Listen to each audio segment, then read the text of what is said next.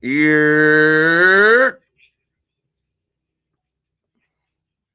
Yo.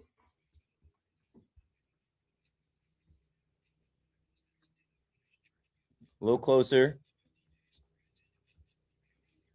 Lock. Let's get it.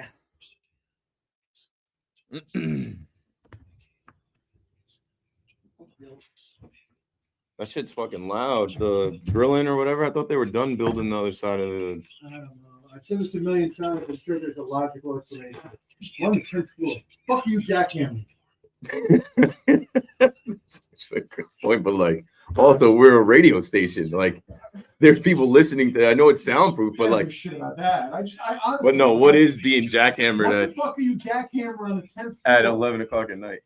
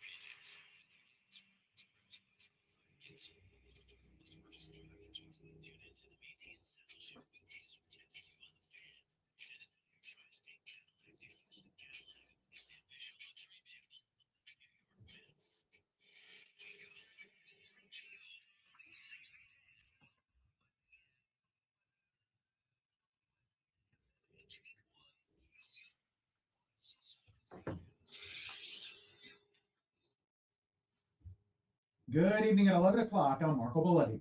Another brutal showing for the Yankees, committing 4 more errors, making it 12 in 10 games against the Blue Jays this year. Toronto pulled away for an 8-4 victory.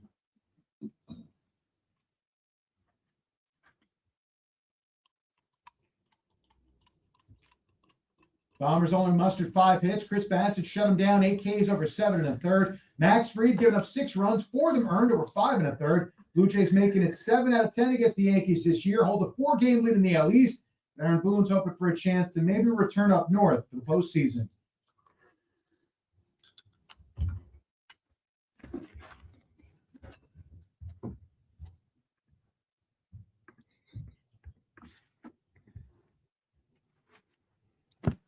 Meanwhile, the Mets complete the sweep of the Angels 6-3. Pete Alonso, a huge 3-run shot. Brandon Nimmo went deep. Francisco Lindor finally busted out of that 0 for 31 streak. 2 hits, 2 RBIs. Quick to thank the fans for their support through the slump.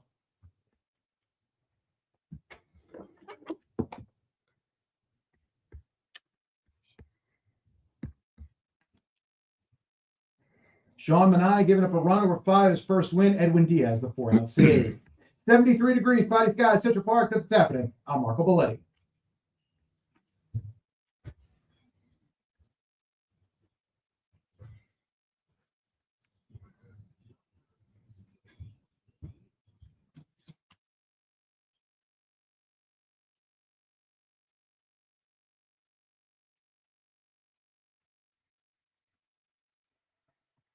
It's AM to AM.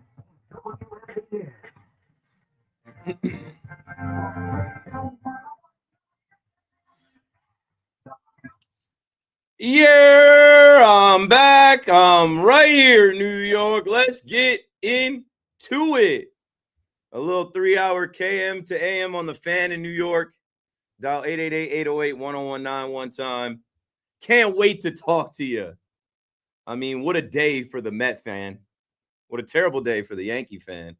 What a day for the football fans in town. I know a lot of you are ready for some football as the Giants open up camp and the Jets open up camp. And we have meaningless stats and things that happened in padless practice to talk about. And, hey, I will talk about it with you. We'll look around Major League Baseball. We'll look around the wide world of sports. We'll kill this 3 hours, and then I'll get up out of the way. 7 p.m., we'll do the 5-hour KM to AM tomorrow. Let's start with the Mets. Obviously, they played earlier today at 1:10. I jokingly say what a day for the Met fan, but what a glorious day for the Met fan. Like, it's still going. It actually, like, it's getting capped off by this next hour, probably a Yankees tears. But let's start with the Mets because I know there's going to be a ton of Yankee fans calling and complaining and mad, and you should be. You should be. But what a day for the Met fan. The Met fan is in the building, Citi Field, answering the call. Steve Cohen said, hey, I expect you guys to show up. Look how expensive Juan Soto is. Buy tickets. And they have. And they have. And that's a good feeling for the fan base. That's a good feeling for the team and a good feeling for the front office. The Mets go out there and they bring out the brooms. They sweep the Angels today. The Mets go out there in a day game. And last night I told you a quick turnaround, day game after night game. That's all it will take for Lindor to break out of his slump. What a day for the Met fan. Lindor comes out of it today. I think he was 0 for 31. And Lindor comes out there today and ends up going 2 for 4 with 2 ribbies.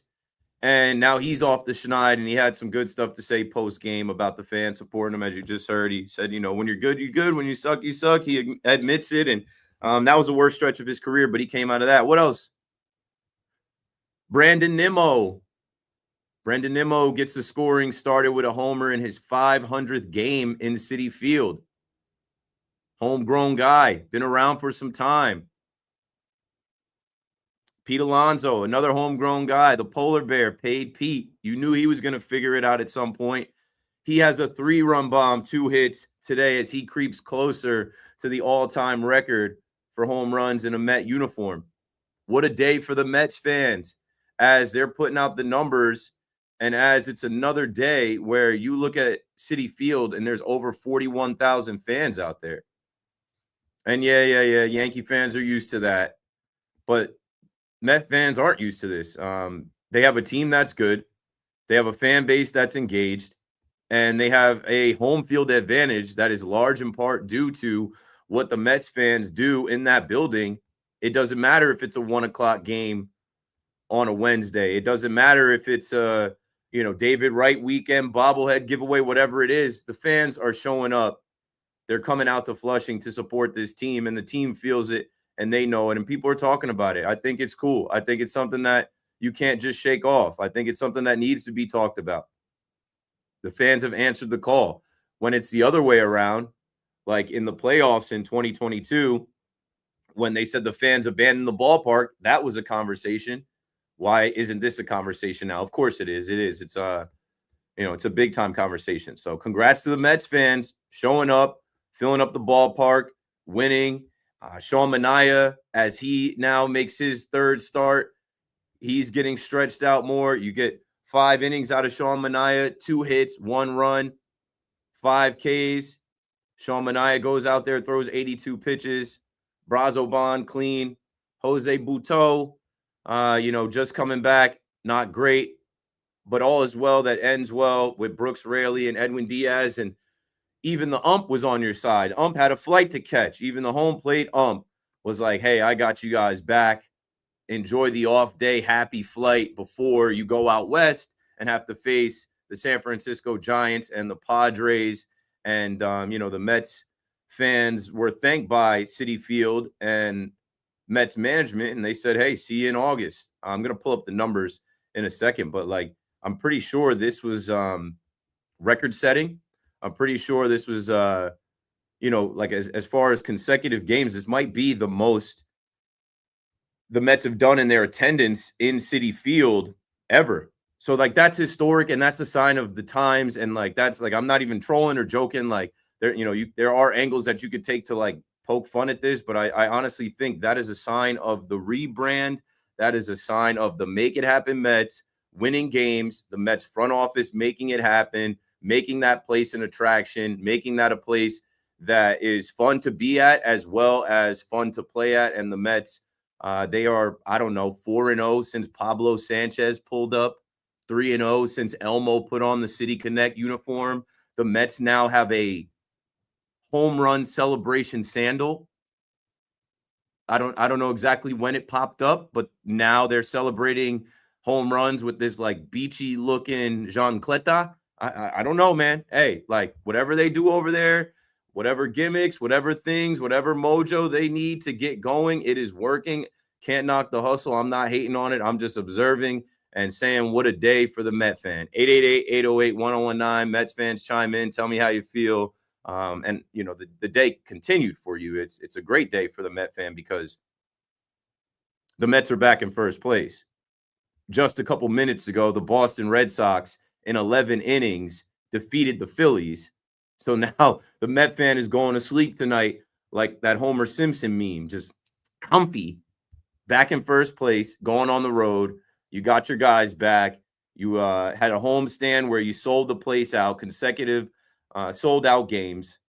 And then you got to watch the Yankees tonight throw up all over themselves, lose the game, lose the series, lose the season series, and be 4 games out of first place, where a lot of Yankee fans are thinking, oh, we can kiss the division goodbye. I can't even say it because that's not true. I see a lot of Yankee fans saying, oh, well, that's it. That's a wrap. That's not how it works. The Blue Jays own the tiebreaker, but they still have a lot of their own business to handle. The Yankees have their own business to handle, and they haven't handled business. Let's start with Max Fried. Max Fried started this game off perfecto. And George Springer, the Yankee killer, obviously he cracked that. And then, Max Fried will tell you he wasn't good tonight. He wasn't as sharp as he needed to be tonight. And, it's the long rest and the blister. And I know a lot of people were speculating about the blood on his hand from the blister, but he himself came out in the postgame and said, no, the blood on his pinky was from a cut. It was the result of throwing his curve, not the blister. It happens, nothing to worry about. They asked Boone. Boone also said, nothing to worry about. I'm like, I don't know, man. KD Sharp reports Max Fried has allowed 3+ runs in 4 out of 4 games in July. He had only allowed 3 runs in 3 of the 17 games from March to June. So it has kind of tailed off. A guy that we were looking at as an all-star didn't pitch in the all-star game. A guy that we were talking about as Cy Young. Tarek Skubal is going to win the Cy Young. Max Fried now is not as sharp. And that's what you had hoped, right? I was talking about last night how every time the Yankees have a win like they had last night, it's game of the year, rally the troops again, up and down and up and down. Ride the roller coaster. And I'm like, yeah, that's cool and all, but can they do it twice? With Max Fried on the mound, your best arm, can you go out there and handle business and get it done? They could not. They could not. Did they battle early? Yeah. an observation from the game early on. I was like, the Yankees only score via homer. Go back to last night. It was a Jazz 3-run bomb, a belly bomb, and then Ben Rice home run to win it. And then same thing tonight. Embrace the Martian. Jason Dominguez breaks out of his like 0 for 18 slump. Jason Dominguez sends one to the stands off Chris Bassett, and the Yankees strike first. So you're feeling good about that. Like, okay, they've come to play. This is the rubber match, not losing the season series tonight, right? I think last night I told you the Yankees have to rip off 5 wins in a row. Well, that's off the table now. You know, there's a lot of conversation about the Yankees defense, and we'll get there. But, you know, Max Fried walked too many guys, and the Yankees just, even with the lineup, right, when the lineup comes out, you just question certain decisions. JC Escara pitching, I think I heard Tiki call out earlier, like Escara is probably catching because Max Fried is pitching, and you know, Ben Rice isn't going to catch him. And I don't know. It seems like anything they do, it works against them. Ben Rice at first base, obviously, you know, just started really playing the position a year or two ago. He had some mistakes. Jason Dominguez, as much as the homer was great to see him in left field, it's an adventure. It's been an adventure from spring training to now. You know, at the wrong time, these things just pop up on you and it remind you. I mean, Boone after the game says, I think we have a really good defensive team. Yeah, but you have guys playing out of position. You have guys that are barely major leaguers. Escara was out of the league. The story has completely worn off from him being a substitute teacher, Uber driver, or whatever. He's barely a major leaguer. Peraza's another one, barely a major leaguer. I mean, the Yankees, for a little while there, had the same amount of hits as they had errors. 888-808-1019. You know, Joe's McFly posted this, and just to bring it back to the surface, and I was saying this a couple weeks ago, what pains you as a fan is like this year was supposed to be different. The whole philosophy change was supposed to be that they were tightening up the screws on this thing, that after a whole offseason of them being mocked, that they weren't going to let that happen again. So, you know, Joe's brought it up from last year from the article I think Joel Sherman wrote. What the Dodgers told their players in scouting meetings was the Yankees were talent over fundamentals, that if you run the bases with purpose and aggression, the Yankees will self-inflict harm, and that's what they're still doing. Toronto was scoring off of errors. The Yankees were scoring off of homers, and it was a back-and-forth game. The Yankees gifted them base runners with walks and then gifted them runs throwing the ball around. And I know there were some close plays. There were some tight plays. And you know the Yankees aren't winning a challenge in the Rogers Center. But, man, on a day where you wanted them to play a clean game, not give up anything, not, you know, give them extra outs, give them runs, it's still the same. You can blame the turf up there. But all in all, it's just the Toronto Blue Jays, their style of play, right? Styles make fights. Their style of play versus these Yankees and how they play, they're going to win that every time. And in these 3 series, they've already won 10 games. So I don't know what to tell you, folks. With Max Fried on the mound, that's the best pitcher you got going. They decided to pitch to Judge. You get a Judge homer. You get a Volpe homer. Yeah, you guys can't blame Volpe tonight. Volpe can't be the whipping boy tonight. A bunch of other guys made mistakes. A bunch of other guys made errors. Max Fried had one. Max Fried is great at fielding his position, but, you know, Jazz made one, trying to do a little bit too much. Ben Rice had 2. Dominguez in the outfield. I don't know, man. It's just not a good product that they put out there. This is the New York Yankees, right? They're supposed to be this mecca of baseball, defending American League champions, trying to be World Series champions this year, hell bent on winning. Aaron Boone's going on podcast talking about how they're obsessed with winning and how much they pour into it and all this other stuff. And then when you see them play like that, it's like the math ain't math, and I'm not seeing it. And what do? You know, they have an off day tomorrow. What are they supposed to show up early on Friday and practice and put in extra work. I guess actually, yeah, they should do that. But yeah, we'll talk all around it tonight. Disappointing loss. Former Met Chris Bassett holds it down. What a day for the Met fan. So many little things popping up that the Met fan can smile about. The Yankee fan, though, is now thinking there's no way we can beat this team, right? We'll play them in September, but by then, who knows? We're not going to win the division. Now you're starting to think about the wild card. And this upcoming schedule doesn't get any easier. You have the Phillies, you have Tampa at home, and then you go on the road and face the Marlins and the Rangers, and they're not laying down either. And as we approach this trade deadline, Eugenio Suarez doesn't fix this, doesn't help this. He's got 12 errors on the season. He might have made another error tonight. I'm off that. I mean, another home run hitter on this team, nah. They need pitching. They need pitching as they flash that bullpen budget. You knew Loizaga was coming back out after only throwing 8 pitches yesterday. Like, they have no choice. They don't have anybody else. They have no choice.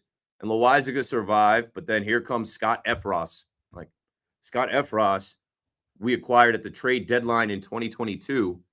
He's made a handful of appearances over these last 3 years, and yeah, it's just not good enough, man. It's disappointing. We'll talk about it. Yankees lose. Toronto takes the season series, and we're kind of just looking around at each other like, do you believe this is a World Series caliber team? Do you believe this is a team that can be fixed with a couple moves at the deadline, another starter, a third baseman, a couple relievers? I don't know. I think it's bigger than that. You know, and I know it's a mentality type of thing. It's a messaging thing. I mean, Boone gets thrown out of this game. And early in the game, Manny Gonzalez, I actually it goes a long way when you see an umpire be accountable and tap his chest and say, my bad, I made a mistake. They don't do that because they all have a God complex. They don't do that because they think they're holier than now. They're above the game, right? They don't ever admit fault. But, yeah, that guy was no good. Some borderline calls that cost Fried, that cost Peraza, that cost Volpe. He throws Matt Blake out. And Aaron Boone goes out there to see who he threw out. Aaron Boone goes to get his money's worth. And you kind of hope right there that can spark a rally. Nah, it was the opposite. After that, it was belt to ass. After that, it was like the Yankees completely folded. I turned the game off and drove over here. I'm like, yeah, that's it. That's wraps.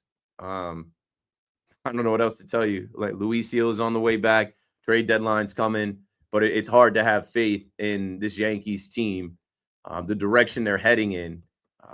The messaging from the manager and like their sense of urgency. They, like I told you guys weeks ago, they seem soft, right? They remind me of like, the like in high school when you play teams and it's like the private school team or the preppy team or the rich school team of kids that they're just so entitled.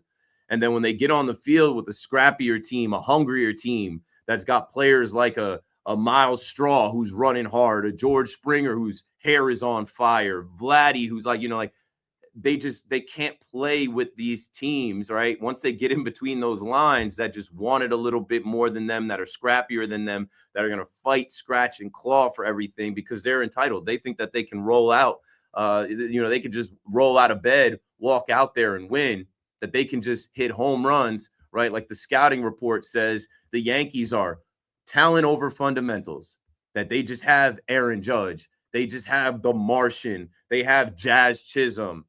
They have Cody Bellinger. We don't have any luck, bro. Like the Rogers Center roof was open and the ball goes up in the air and Cody Bellinger loses it in the lights. I'm not mad at Cody Bellinger. I'm just like, how does that happen?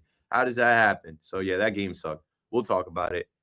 Mets fans call me up, but I know Met fans don't call my show. So Yankee fans call me up and we'll talk through it. And then at some point tonight, we'll get to the NFL stuff. You got to just kind of move on from it, flush it, and hope for the best.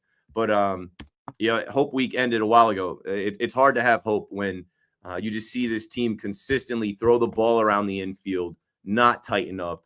They just seem like, the ball gets hit and they don't know how to react, and simple fundamentals go out of the window, and they just gift runs and gift outs, and it's hard to win games like that. Literally, that is all baseball is. Like, the team that makes less mistakes is going to win. And you can hit the ball out of the ballpark and still lose. And if you don't have the bullpen and you don't have the fundamentals, those little basic baseball things, then you're taking L's. Toronto has had the Yankees number and they're feeling good about themselves, and the Yankees have their work cut out for them. Like, if you think that was rough or going to Canada was rough, like this homestand, they better turn it on. They better figure something out, because the Phillies are coming in here, Tampa's coming in here, and the dog days are coming as well. 888-808-1019. We can talk all around the Yankees, individual players, things from this game. I have so much in my notes that I'm just scrolling through. I'll try to bring some, little things to the forefront here, but can't wait to talk to you. Can't wait to take your calls. We just got to kind of have this therapy session, flush it, get over it, and move on into the off day and hope for better days ahead when the Yankees come back home to the Bronx. Keith McPherson on the Fan, 888-808-1019. When we come back, we'll do the big shot of the night and we'll keep it pushing. Don't go anywhere. We'll be right back. From the first pitch to the final whistle, WFAN delivers wall-to-wall Yankees, Mets, Giants, and Jets coverage, because in New York, every game matters. The Fan, 1019.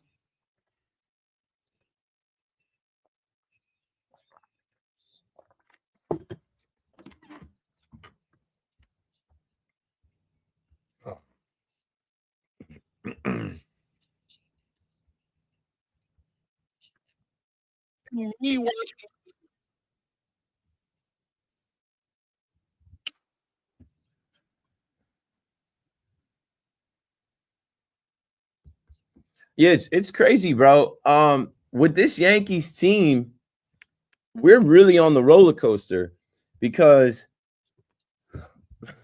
like last night, Ben Rice homer, Belly homer, Jazz 3-run bomb, a Cam Schlittler performance, Luke Weaver,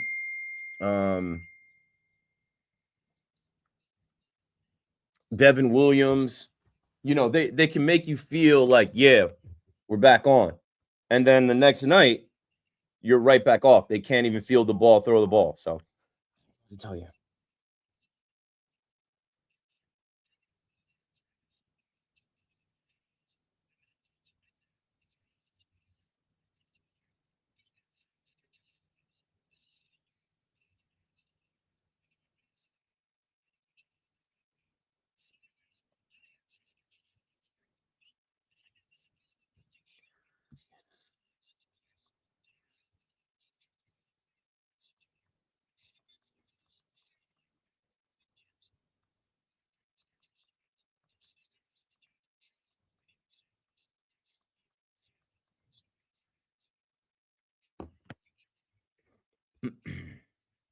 All right, let's see. Hector, what up, bro? The fundamentals need to be fixed by Cashman. Too late. The team is what it is. Yankees' philosophy is darn the fundamentals. Just out-homer the other team and you'll win more than not. Right. Bronx Bombers, if we hit more homers than you, we're going to win. And against teams with less talent than you, they're right. But when facing teams that are equally or more talented, it gets exposed. Yep. They can't. Now that's on Cashman, right? You can't have a consistent lineup, because you always have matchups and guys that got to play, guys that got to get scheduled rest, guys that play against righties, against lefties. Let me see. Keith, 4 weeks of baseball is like 2 games the NFL season. They've got their work cut out for them, but this isn't the end of the season. It's a grind, dude. No, I know. That's what I'm saying. A lot of people are quitting on the team and the season. I'm not saying that. It's the roller coaster. They've got their work cut out for them after this. If they think they're going to win the division, and trust, I am going to have some time tonight where we look around the league. Like, don't look now, but the almighty Dodgers aren't so hot anymore either. Don't look now. The big bad Detroit Tigers have lost 3 in a row. The Yankees, they've had so many blown games. They should have over 60 wins by now. They'd be in much better shape. But, we are in a part of the season where it's going to get a little bit more jumbled up. So, yeah, we will rap about it for sure. We're 4 games back. You know, in other divisions, right? The second place team in the Central is 8 games back. Second place team in the West is 6 games back. So we have the shortest climb of any division in the American League. Granted, we lost it and had a 7-game lead. Like the Cubs and the Brewers are jockeying for position back and forth. The Cubs are a game behind the Brewers. The Padres are 4.5 behind the Dodgers, but the Dodgers have sputtered out a little bit here. Everybody goes through it. Like the Pirates just swept the Tigers, so like we'll talk about it. We'll talk about it.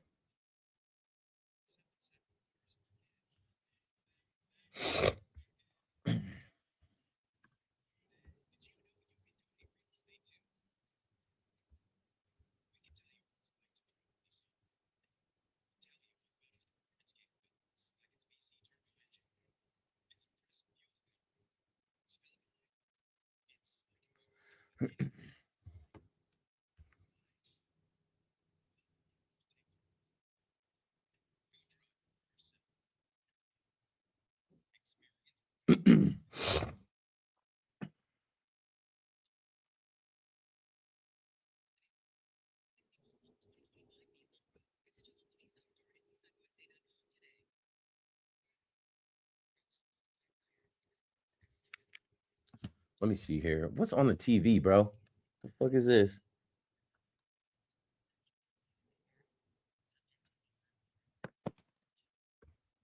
All right, we're about to come back.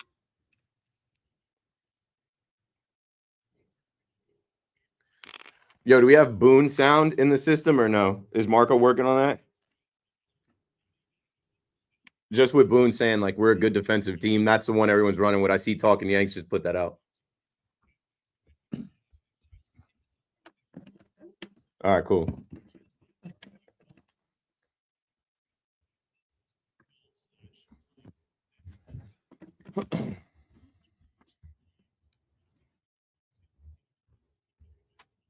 All right, let me switch the audio so the callers can come in.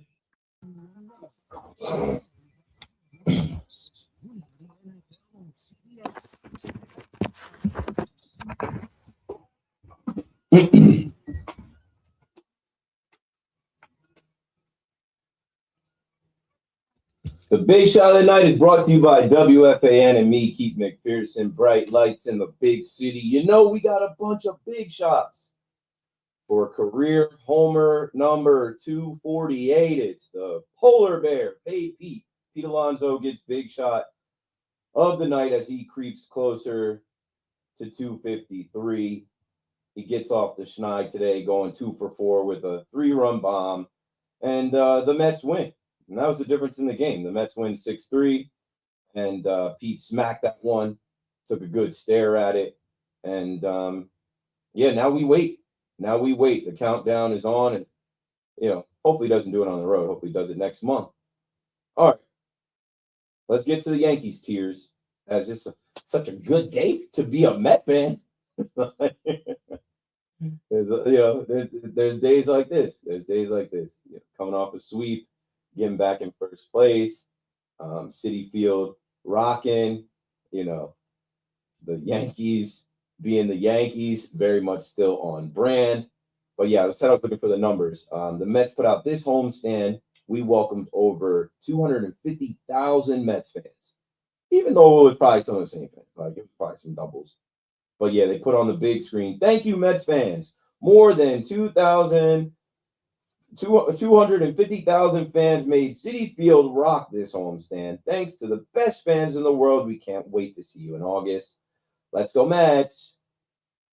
And I saw Paige McConnell from Fish throughout the first pitch. So, I mean, the Mets got mascots. They got giveaways. They got the right people throwing out the first pitch. They got a sandal to celebrate home runs now. All is well that ends well. All right. Now let's get to the negativity. Negative Keithy and the New York Yankees. It sucks. It sucks because, I just was in a Yankee Twitter space. And Yankee fans are mad at Judge for, yucking it up with Vladdy at first base. I'm like, bro, these guys are These guys are worth, $40 million a year to play baseball. They were just with each other in the All-Star game a week ago. Like they're not mad about anything. Judge's not mad. You're mad because you're a Yankee fan and you want so badly for them to win all the time and be better than they are. And we just kind of got to face facts, man. The roster isn't put together the right way. There's too many guys playing out of position. There's too many guys for not enough positions. They got to change the lineup every single day. And they're soft. And I don't mind calling them soft. I've been calling them soft. What I mean by soft is like when the going gets tough, they fold. They got a glass jaw. Like tighten up the defense with the game on the line, with the series on the line, the season series on the line. Like, all these guys got to do is hit the ball in the infield and run hard and you pee down your leg. And we just sit in our living rooms like, wow, really, like just is that simple for the Toronto Blue Jays to score runs. And it's so much harder for the Yankees to score runs. Like I said, I'm watching the games like the Yankees can only score off the long ball. The Blue Jays are scoring off of errors. They're scoring off of second chance opportunities, giving them outs, walking guys. And that's the series, man. That is the series. 11 errors in 7 games. You're not going to win that one. You're not going to beat anybody like that. All right, here we go. Bruce is in Flushing on the Fan. What's up, Bruce?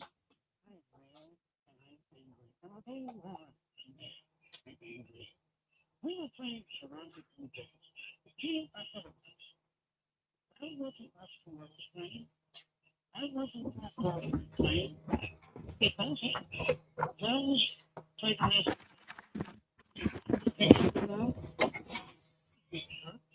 And full blown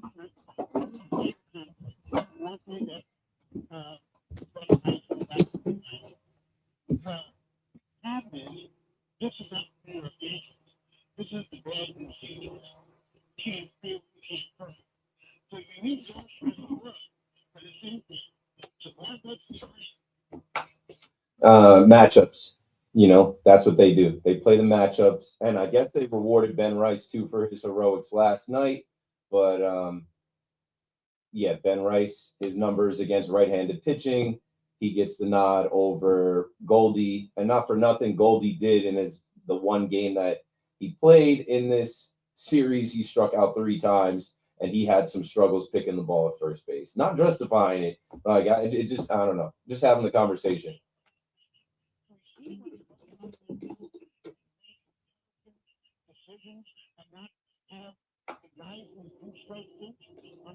No, because Boone said we have a good defensive team. He expects Ben Rice to make those plays. We all expect them to make those plays until they don't, and we're reminded, oh yeah, like they're not fundamentally sound.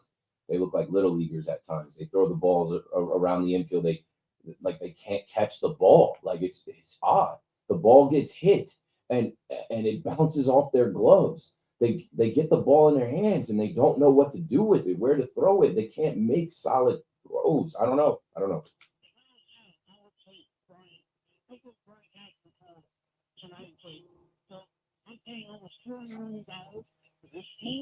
Yeah. It's it's a lot of money spent for so many holes and janky like Dominguez in left field. We've gotten over it, but Dominguez is not, especially out there in Rogers Center.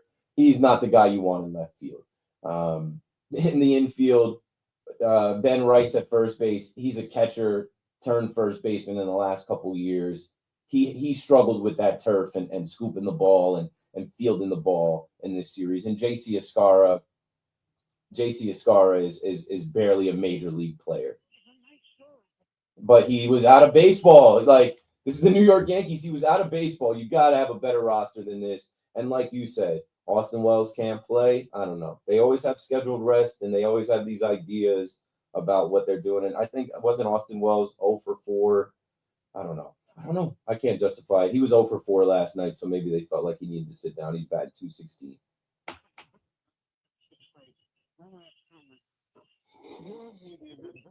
Kinda. Yeah, kinda.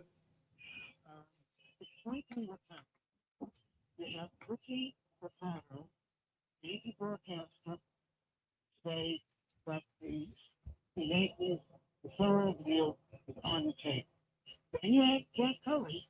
Another Yankee insider was respected. So, no, I think that's really it. That's not really interesting. So, you have Michael K. say today, well, this isn't really Yankees number one. So, okay. It's funny. Thanks for the call, Bruce.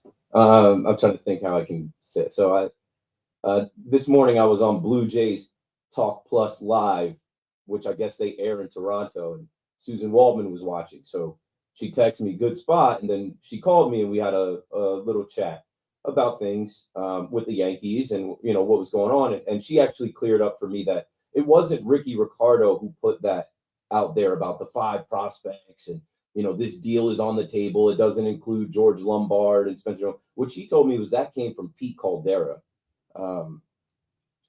But Ricky was on a Spanish-speaking podcast where, if you follow me on Twitter, I'm retweeting it right now. Retweeting this since we're talking about it on air. Yo no hablo español, pequeño, poco, poquito. So like, I guess some things got lost in translation, but from this guy's post, he said, I see people misquoting and not saying what really happened. Here's the exact moment with English captions where Ricky Ricardo, Yankee Spanish radio voice, said Pete Caldera told him in English, blah, blah, blah, blah, blah, that this, either way, doesn't matter. What do we all say as Yankee fans? If Jack Curry's saying something on the Yes Network, that is the gospel.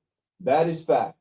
That is what is going on. So when Jack Curry comes out last night and says that there isn't any contact, or like the Yankees aren't in on Eugenio Suarez, and like just go off of that. So I think there's just a lot of, I don't know, speculation going on because we are days away from the trade deadline. But hand up, I have already said I don't think Eugenio Suarez is the answer for this team. He strikes out a ton. He has a bunch of errors. So if you guys are frustrated with these guys who can only score if they hit the ball in the air and into the seats, if you guys are frustrated with these guys who throw the ball around the diamond, who can't catch the ball, then, get ready for 2 months of that and potentially giving away some of your top arms. They're not going to do that. They can fix third base. They can find some other guys, even like Jalen Beeks and Merrill Kelly. Like, come on, like not for nothing. Jalen Beeks and Merrill Kelly don't really move the needle either as a starting pitcher, as a relief pitcher. I think that's just, it's speculation, and it's Yankees for clicks. I always say it's easy to say, oh, well, this makes sense for the Yankees. The Yankees have, but there's no truth to it. So if Jack Curry is coming out there saying no dice, this isn't a thing, the Yankees haven't had contact with them, then that's the truth. And that's what we got to go off of until something else. He said yesterday, Jack Curry said, I know the Yankees have not had substantive conversations with the Diamondbacks going forward, and we'll see if that does occur. Like, it's not a thing yet. So I don't know. But I honestly don't think that the Yankees are in on him. And I think there was some other report that came out today that the Yankees are not in on Suarez. And I don't think they should be. I think today was another example of why, like, don't add another defender to this team with, 12 errors, and don't add another bat to this lineup that is feast or famine as far as feasting on home runs, famine and striking out if it's not a ball hit out of the park. Let's go to Mike in Yonkers on the Fan. What's up, Mike? Holding it down. First time ever, I got 30 years listening to the Fan. I've never called, but I am so pissed off with the Yankees. I just have to make the call tonight, bro. Yeah, it sucks, bro. Like, there's nothing really there's nothing really else to say about it. But go on. This is your first call. Have at it. Thank you. I appreciate it, brother. The Yankees need to do something. Like, we can't just keep doing the same thing that never works. We need to do something. We need to stop looking at all these home run niggas.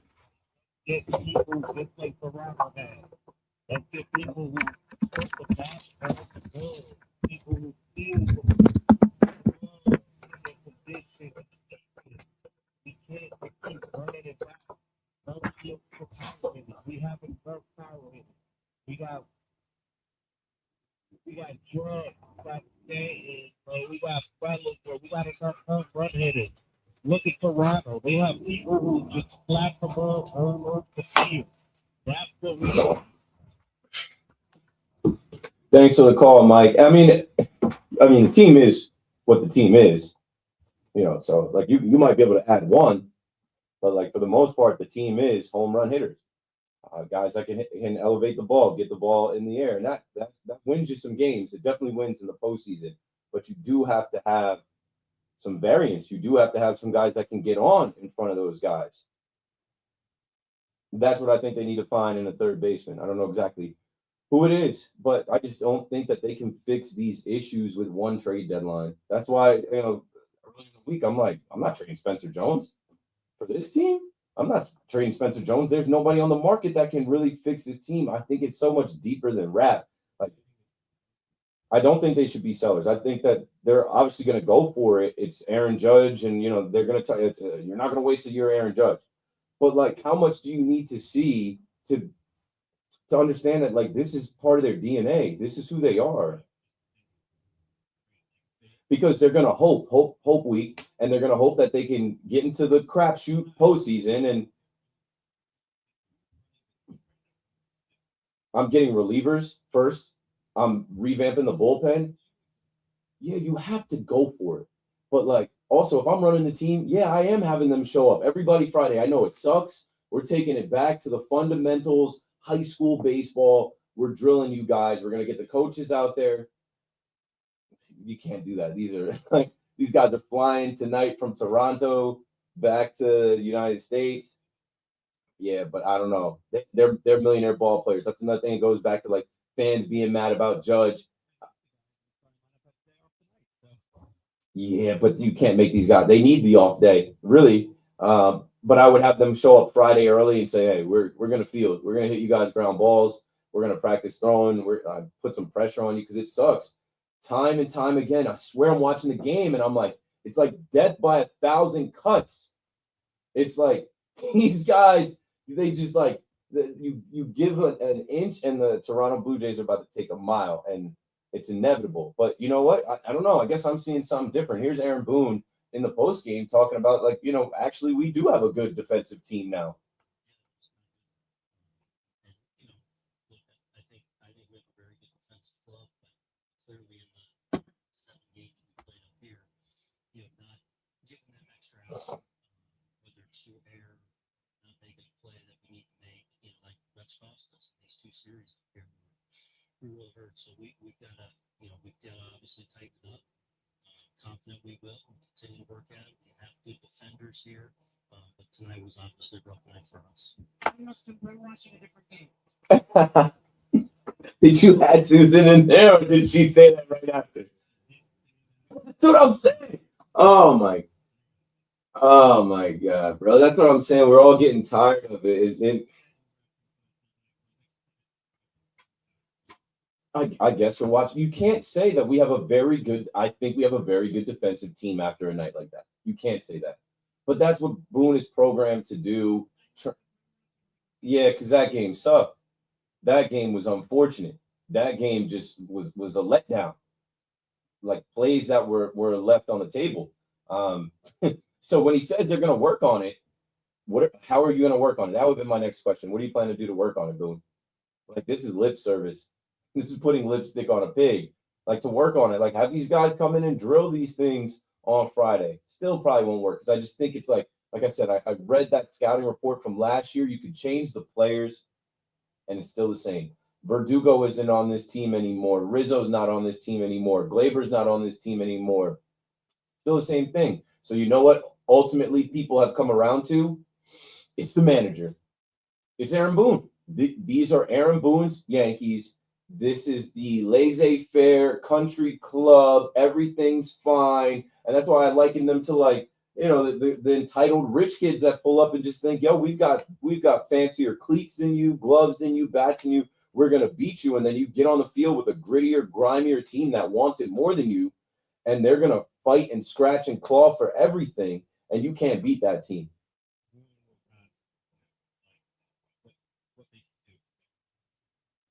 And what did he say? You have that audio? Oh, yeah, I heard this. That's what we'll continue to do. That's what we do. We have good defenders. It's not like we're searching for around our field. We've got really good defenders. So, but it's also something that, defense is a game of under control of the time. So it's like, where, that last thing I want to do is get tight and stuff like that, and play to not make mistakes. Can't do that. You have the league leader in errors at shortstop.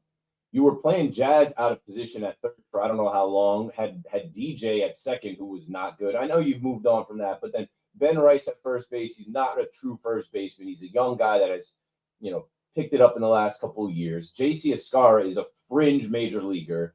He's not it. You have a kid in left field that was always a center fielder that is still on skates in an adventure out there in left field, depending on the dimensions of the ballpark where he's playing. I don't see it. Putting in the work, okay. Well, I don't know. I don't see it, man. I don't know.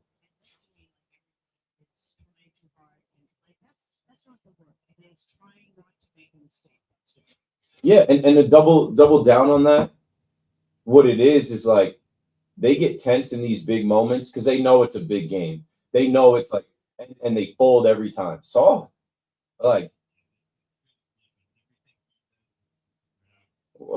Susan's gonna keep it a bean. I had an off the record conversation with Susan this morning. It's most of it is it doesn't matter. Susan is great.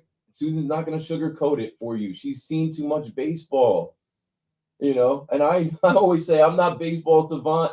I'm not a baseball coach, but come on, just use your eyes.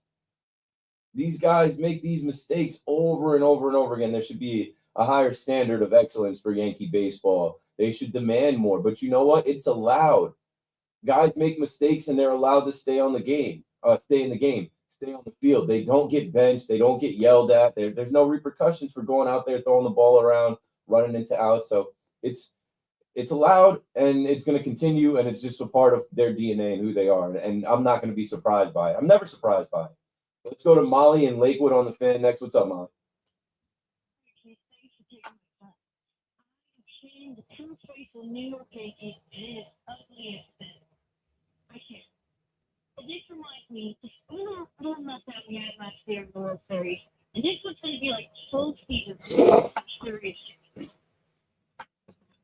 And they're not gonna, because they are.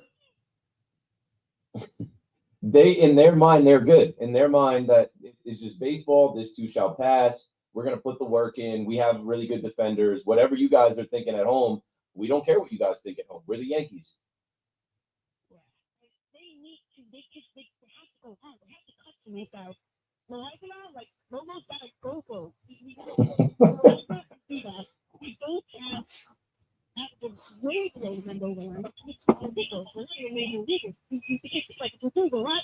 Automatic out. Flash hole. Yeah, but they like those guys. There's so much of that too. Like, Judge loved Verdugo. Judge wanted Verdugo here. So even though Verdugo sucked, it's like, yeah, we got to keep this guy there. And Peraza's their own. Peraza wouldn't make it on I don't know, 20 other Major League Baseball teams. Definitely not anybody in contention, but they're going to keep him out there. They're going to keep him out there because he's theirs.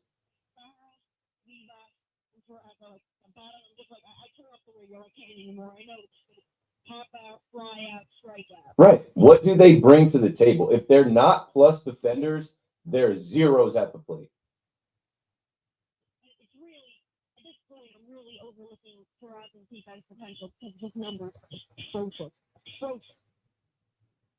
He shouldn't be on the team. They were going to cut him coming out of spring training. He has no trade value. If this is a team that is actually serious about going to the World Series or getting back to that, World Series sounds like it sounds preposterous even coming out of my mouth to talk about this team like a World Series team. They're not. If this team is serious about, making a run to the postseason and getting lucky, man, help your own luck. Tighten it up. Make the move now. This tell me numbers. Either 7th or 8th innings, they had an opportunity to bullshit and to pinch hit important.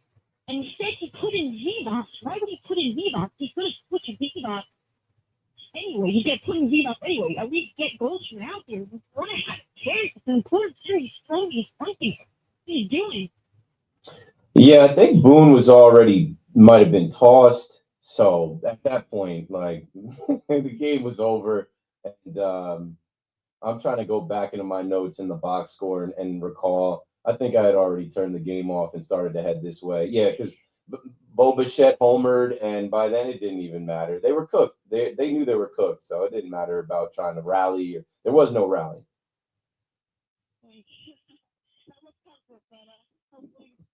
Enjoy the off day. Fingers crossed that they, pick it up at home against the Philadelphia Phillies. Thanks for the call, Molly. That's the thing too. Like, it's not going to get any easier for them. And then when you have your own home crowd, at least they turned it on like last homestand before the All-Star break, and they gave us some great moments and energy. Like, but the crowd will turn on you. Like, these Yankee fans are tight right now. Enough is enough. Like, when you watch the game at home and the ball is hit, and I don't know, 90% of the time you just figure it's an out. And when it's not, it's deflating. And it's like, these guys, that's what they consistently do. That's what they consistently do. And it doesn't matter. They took turns tonight. It wasn't Volpe tonight. It was Ben Rice tonight. It was Peraza tonight. It was Max Fried at one point, Jason Dominguez, Jazz. And it's like, okay, don't tell me that you have a good defensive team and you have good defenders. Collectively, you guys find a way to screw it up. You find a way to give them outs. You find a way to gift wrap them runs. And they're laughing at you because they know you're going to do that. They're laughing at you because they don't have to hit the ball out of the ballpark. They don't even have to have that many extra base hits. The Yankees would score a couple runs. The innings were still 6-7 minute innings. The Blue Jays innings were just long. 14, 15, grinding out at bats and putting the ball in play and running hard, and they are laughing. Yeah, because they gotcha. We're gonna grind you out. Death by 1,000 cuts. We know who we're playing against. We know the scouting report. We know exactly, like, our game is your kryptonite. We know that our style of play, you can't beat us. How many home runs can you hit? Like, you can take Chris Bassett deep a few times, and he's still going to be in the game longer than your starting pitcher. So let's take another call here before we go to the next break. And should we break here now? Yeah, we should break here now. We're already close to midnight. All right, 888-808-1019. We'll turn the page. It's going to be July 24th when we come back. I'll say good morning on the other side. We'll still get these Yankee fan calls in, but I'm going to start sprinkling some stuff from the Giants camp, from the Jets, from the NFL, and from the rest of baseball, because I know it's always doom and gloom for us Yankee fans, but like, there are some other teams that have sputtered out, that have been swept, that have struggled a little bit, and there's still so much season left. There actually is. I know, we're over 100 games, but what I'm saying is we don't know exactly what's going to happen. So, yeah, disappointing how the Yankees handled the Blue Jays with an opportunity to try to gain some ground on them, whatever, but there's still so much ahead to kind of write the story for the rest of this season with the deadline, with this homestand, and with other teams around us not being so hot, like the Dodgers or the Tigers. We'll talk about it. Keep McPherson on the Fan. Stay with us. We'll be right back.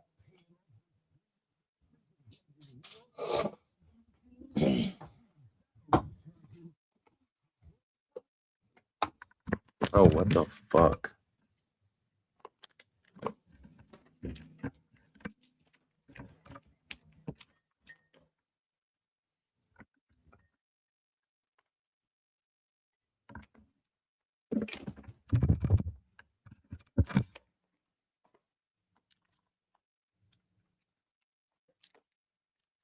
AmericanEagle.com. And we couldn't be happier. AmericanEagle.com worked closely with us to understand the front and back end requirements needed to launch an e-commerce website that could handle the complexities of running.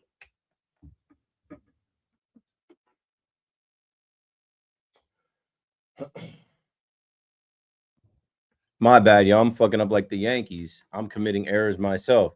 I didn't have I didn't have the I didn't have the output plugged in right. I had the headphone plugged into the mic and not into the headphone. So you missed those calls in that segment. That's on me. Um I don't know if you were able to hear any of that at all.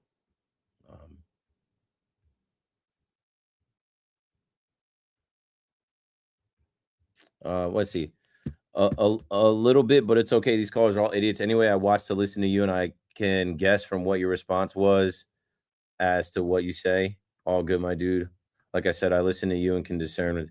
Yeah, no one said anything great. So, like, Bruce in Flushing asked about the Ricky Ricardo story that came about with the 5 prospects on the table for Eugenio Suarez, Merrill Kelly, and Jalen Beeks.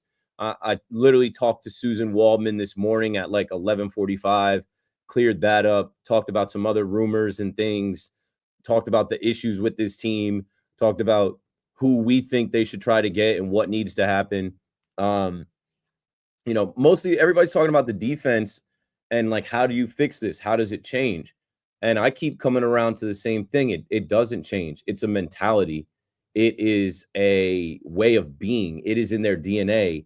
Like, they have some good defenders, but like, ball will find you type shit. Like, the ball always finds them where they have less defenders.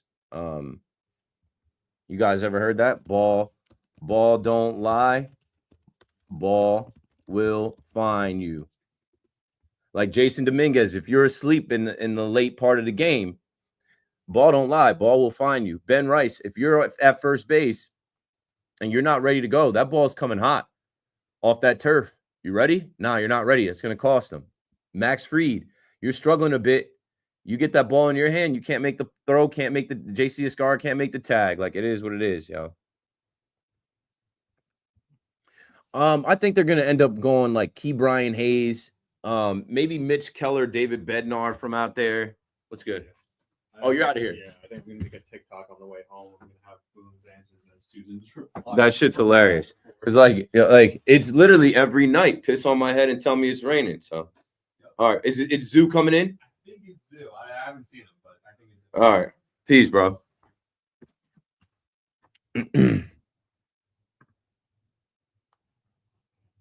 Bro, like, we're all of us, and that's what Bruce in Flushing said. He's like, you're a media member. Like, what's the media saying? I'm like, we're all kind of just like, I don't know. There's nothing to say. There's nothing to say. They're not good defensively, but they're gonna tell you they're good defensively.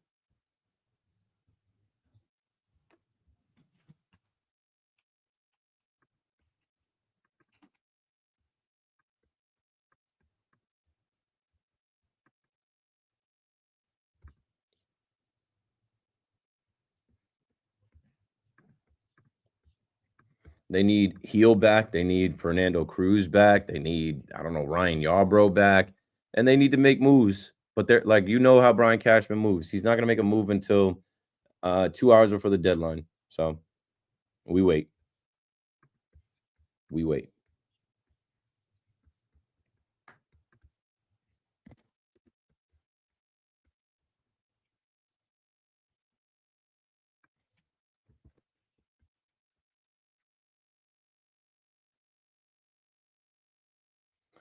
Yeah, I don't know.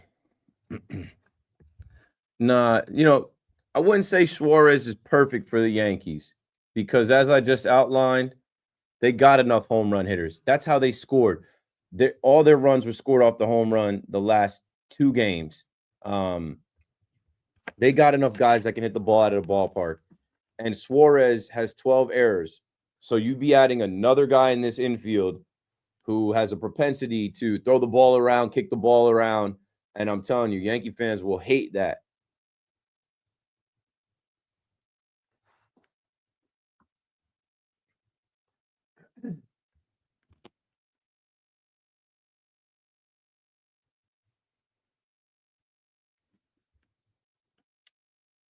Good morning at 12 o'clock. I'm Marco Belletti. Yankees continue to play sloppy baseball all around. 4 more errors as the Blue Jays rip the Bombers 8-4. That is now 12 errors in 10 games against Toronto this season.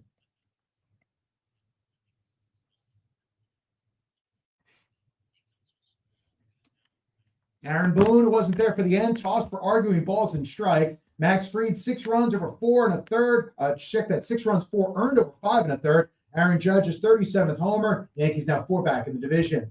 Pete Alonso, a 3-run blast after a 2 for 34 slide. Francisco Lindor ended an 0 for 31 streak with 2 hits, knocking in a pair, lifting the Mets by the Angels 6-3.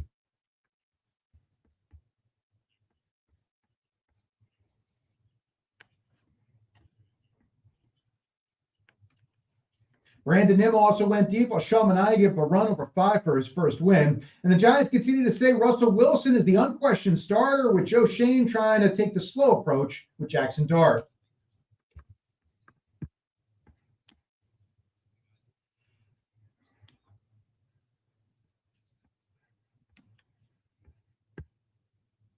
"73 degrees, clear sky at Central Park." That's what's happening. I'm Marco Belletti.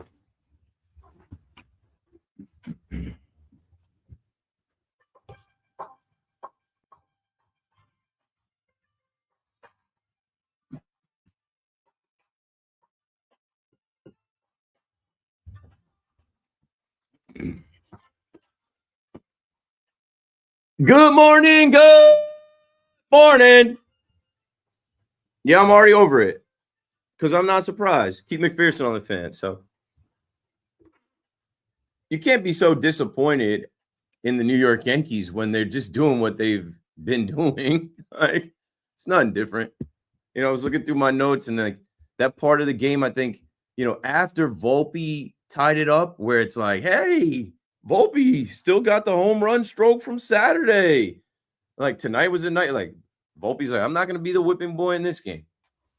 I'm going to play a clean game. I'm going to contribute at the plate. But, you know, right after that, like, I always look at like how they respond, right? They gave up some runs and I'm like, answer back. They answered back with the Volpe homer to tie it. But then after that, little things, right? Like Ascara, there's a ball that skips up on him and he's late on the throw to second as Snyder is trying to steal. And he throws it there and it looks like he got him, but like the throw was late. And then also Jazz applies the tag, but then puts the ball in the air to show like I got him. Bro, what are you doing? Keep the tag on him. Apply the tag and keep your glove on him. He comes up off the bag. You don't need to show that you have the ball. We know you have the ball. If you didn't have it, it'd be in the outfield. And I'm like, I hate watching the Blue Jays, dude. They just put pressure on the defense. After that, tough play for Fried to make. But, like, you know, Vladimir Guerrero Jr. reaches on a fielder's choice, fielded by Max Fried. Davis Snyder scores. George Springer scores. Throwing error by Max Fried, you know. And how did Springer get on? He walks Springer. It's like walks, wild pitches. It's just not, they're not playing clean baseball. Not a clean enough game. And the Blue Jays can just play small ball, and it feels like death by 1,000 cuts. Just a little nick here, and you're bleeding out. And then they put belt to ass at the end after your manager gets ejected. It's like, oh, no, we'll put you out of your misery now. So another L, and a bunch of errors. And, you know, when you get to the postseason, you can't win like that. I mean, you can't win like that in the regular season. Ball don't lie. Ball will find you. I was just saying that in the chat. Ball don't lie. Ball will find you. Jason Dominguez, hello, wake up. Ben Rice, you ready? Like, you can't tell us that you have a good defensive team with good defenders when we see them not make routine plays routinely. Robbie's in Lennox on the fan next. What's up, Robbie?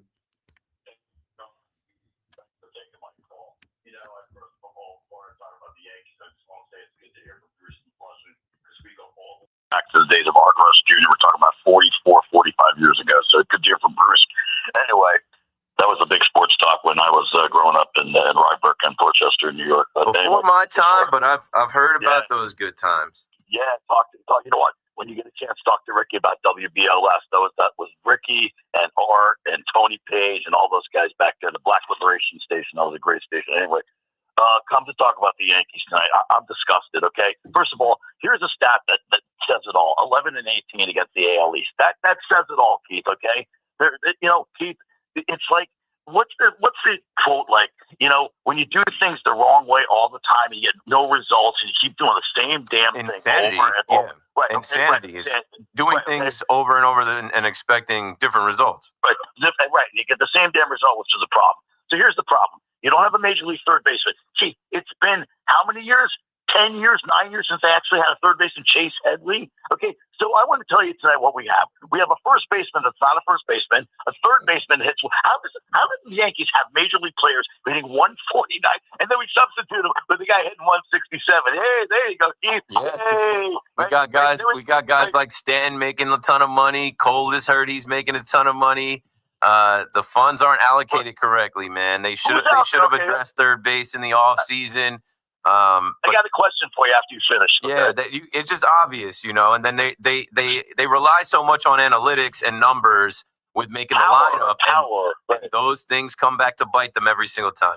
So I got a question for you, okay? You look around the league, okay? Find me a guy right now that's a legitimate leadoff hitter that you can plug in every day, that has a decent average, that has speed. Do you know anybody in the league that they can acquire? I don't mind. Can we trade some power for some scrappiness? Can we get the scrappy player? Like, how many guys? You know what's so funny? I heard Emmanuel tonight. He's saying that the Blue Jays are like grinding out at bats in 30-minute innings where the Yankees are like, yes, the gas house gorillas. 1, 2, 3 strikes, you're out. Same thing, okay? Same thing every time, Keith. I mean, the Yankees are. This is Cashman's team. I feel sorry for Aaron Boone, even though I can't stand some of his moves, okay? And the idea, Susan's absolutely right. Why do you have your worst defense against Max Fried tonight? Why do you have Dominguez in left field? Right. Why do you have Ben Rice at first? Because you want to get his bat in there, right? So why not do this? Why not put Cody in left? Okay, put Grish in center. Why are you DHing Judge? Let Judge play right field. Yeah, it's night to night. It's night to night, and they have so many things that they take into consideration. It's funny you mentioned that because I'm like, when Max Fried was pitching in the Subway Series, they had a way different defense behind him. I don't know. Today with Judge, Susan talked about that. I bet she did. Today with Judge, I'm like, okay, Judge wins throwing the ball in the 6th inning yesterday or 2 days ago now. So, like, maybe they were trying to give him the double off day. So then you put Belly in right so he DHs. There's just all these things that they consider. And I think a lot of it is overthinking.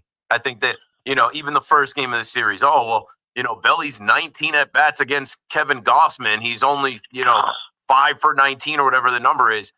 He's one of your better players on the team. Susan ought to manage the team because the only thing she talks about is accountability. I mean, her comments right after Boone's comment. I mean, I'm so sick of Boone sugarcoating crap. As much as Boone goes out there all the time and argues with Thompson, he gets thrown out of games. Why don't you go and walk up to one of your players and grab him by the collar and say, hey, man, why don't you concentrate on the ball and do something right for a change? I mean, apparently he does that behind the scenes, and I guess they do it behind closed doors. It doesn't show, though. It doesn't translate to the field, though. No, I don't think anybody fears him. Thanks for the call, Robbie. I've said this, and I've been saying this all season and multiple seasons. There is no fear. Fear is a great motivator. I started to lean into it last night with Volpe, and I'm not saying this to pile on Volpe because Volpe, he's not a culprit from last night's game, but I'm like, Volpe hasn't had fear of losing his job in 3 years. And, I saw WFN Digital clip my, little conversation around like, bring somebody in at the deadline to back him up. What if Volpe gets hurt? Who's your backup shortstop? Peraza? Or just bring in a veteran shortstop that can challenge him, that can at least have him look over his shoulder. There's no fear of anything. That's why I say these guys are out to lunch. It's a country club. There's no fear of losing. There's no fear of being traded. There's no fear of being benched. There's no fear of being embarrassed. Man, fear is a great motivator in business, in life, in general. George Steinbrenner struck a lot of fear into these guys. And I hate bringing up George's name. I'm not one of those people that do that. It sucks. I heard BT talking about we got to stop romanticizing the Yankees of the past. The Yankees got to stop acting like they're the Yankees of the past. The Yankees got to get back to the drawing board a little bit here. I think there's too much energy around just like We're the Yankees. We're better than everybody. Remember a couple years back where Boone had the audacity in a post game to say something like the league has closed the gap on us? What are you talking about? The league has closed the gap on you. There's a gap between your last World Series victory. I think that had to be like 21 or 22. The league has closed the gap on us. Who do y'all think you are? You're mid. You're mid. You're not the upper echelon like you once were. You're mid. In a 30-team league, you're somewhere literally in the middle as we take a look at the standings. And I said I was going to do that. And, there are 1, 2, 3, 4, 5, 6, 7, 8 teams right now with better records than the New York Yankees. And that's a shame because the Yankees have blown so many games. The Yankees have left so many games out there where, the bullpen has blown it or they had it and they made mistakes and they end up losing a game. This Yankee team should have over 60 wins. But right now, when you look at Major League Baseball, let me hit refresh again.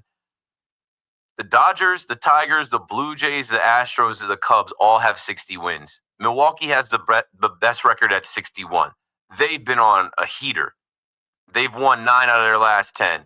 And, what I'll say to you is all teams kind of go through. It's baseball. There's always a market correction. It evens out. All teams go through slumps, not playing their best, yada, yada, yada, right? Like, you can't predict baseball. The Detroit Tigers just got swept by the Pittsburgh Pirates. And everybody's talking about the Tigers, about how great they are, from their manager to their all-stars, from Riley Green to Gleyber Torres to Javi Baez, Tarek Skubal. They can get swept too. They can lose games too. And that's a team that potentially the Yankees will have to tango with. And, they just lost the series before that to the Texas Rangers. So they've come out of the All-Star break limping.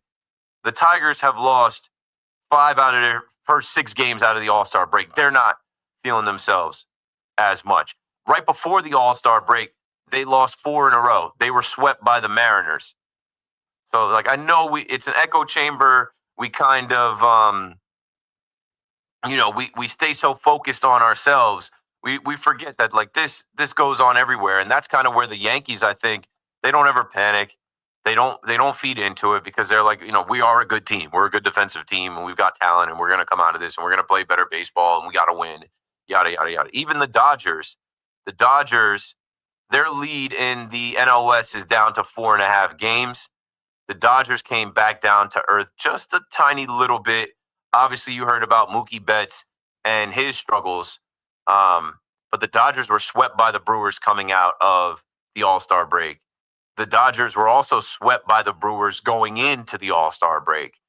The Dodgers were swept by the Astros right before they were swept by the Brewers. The Dodgers, the world champions, the reigning world champions that mocked the Yankees, for their Yankee baseball, their Yankee defense, they weren't so hot this month of July either.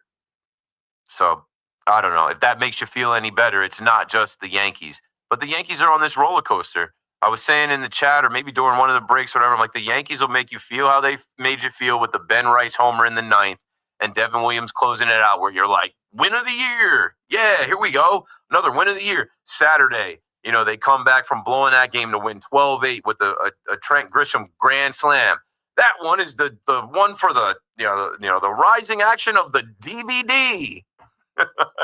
And then they lose the first game of the Toronto series where Peraza and Volpe are throwing the ball and pulling Goldschmidt off the bag, can't make plays, and all they're able to do is score 1 run off of Giancarlo Stanton's solo shot. So I don't know, man. What I'll say is seasons are journeys.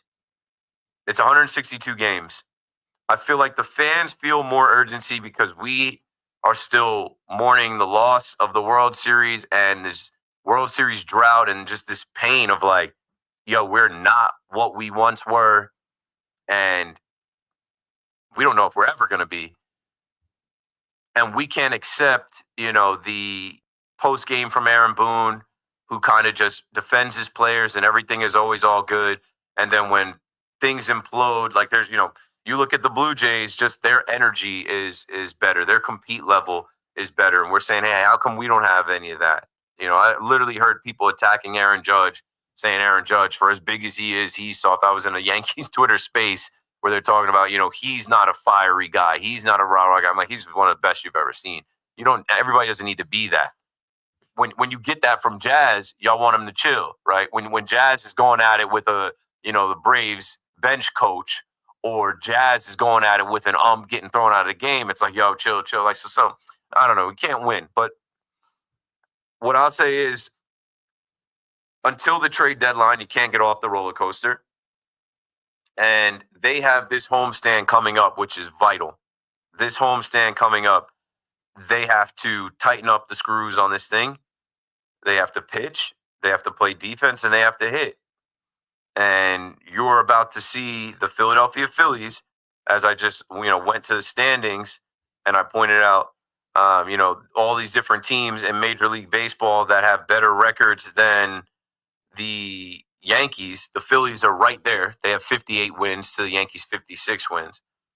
And Tampa is right under. But Tampa always plays the Yankees very well. They're very comfortable in Yankee Stadium. They're very comfortable in George M. Steinbrenner Field.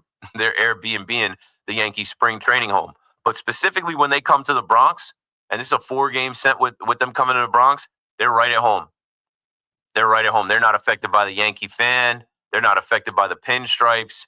So this is a big test for the Yankees to come back home in front of their fans and win 2 series.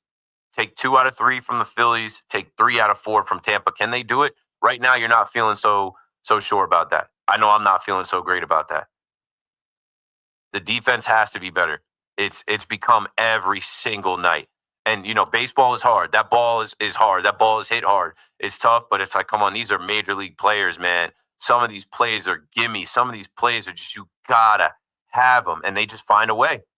They find a way to screw it up. They find a way to not have them.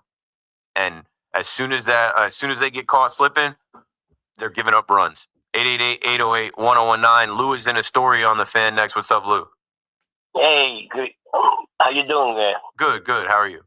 Thank you for taking the call. Listen, first of all, let me just make this clear. This year's been rough. I miss John Sterling, and I used to lower the volume and put John Sterling on the radio, and I listen to Michael Kay. So, and I miss you too on let's say, when you used to be with him too, and that was pretty good. On the Yankees, okay? You actually need an overhaul. This is not an easy task right now. I need to bring up Spencer Jones. Don't tell me you don't have a spot for the guy. You got 3 catchers. He can play left field. He can play center field or whatever. Okay? We got to give this kid a shot at see what he can do. Okay?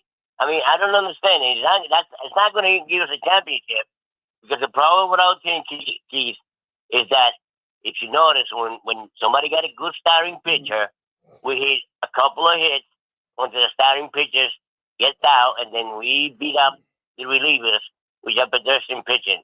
And, and that's how I don't know. And the team is unbelievable. I don't know. I don't even know what to say anymore. The third baseman, the shortstop, the second baseman. The entire team needs to, if you need another hole, the GM got to go. The manager's got to go. And I want you to get really, forget it. I know that we are Yankee fans, but we have to critique what's going on right now. We can no longer put up with it. The most expensive building in America is not giving us what we want. You take care, brother. Thanks for the call, Lou. Again, you guys can call for Cashman's job. He's Gucci. He just signed an extension not long ago. You can call for Aaron Boone's job. He just signed an extension not too long ago. It is July 24th. There is a lot of season ahead of them. They could still win the World Series. Now, I don't think they're a World Series caliber team, but crazier things have happened.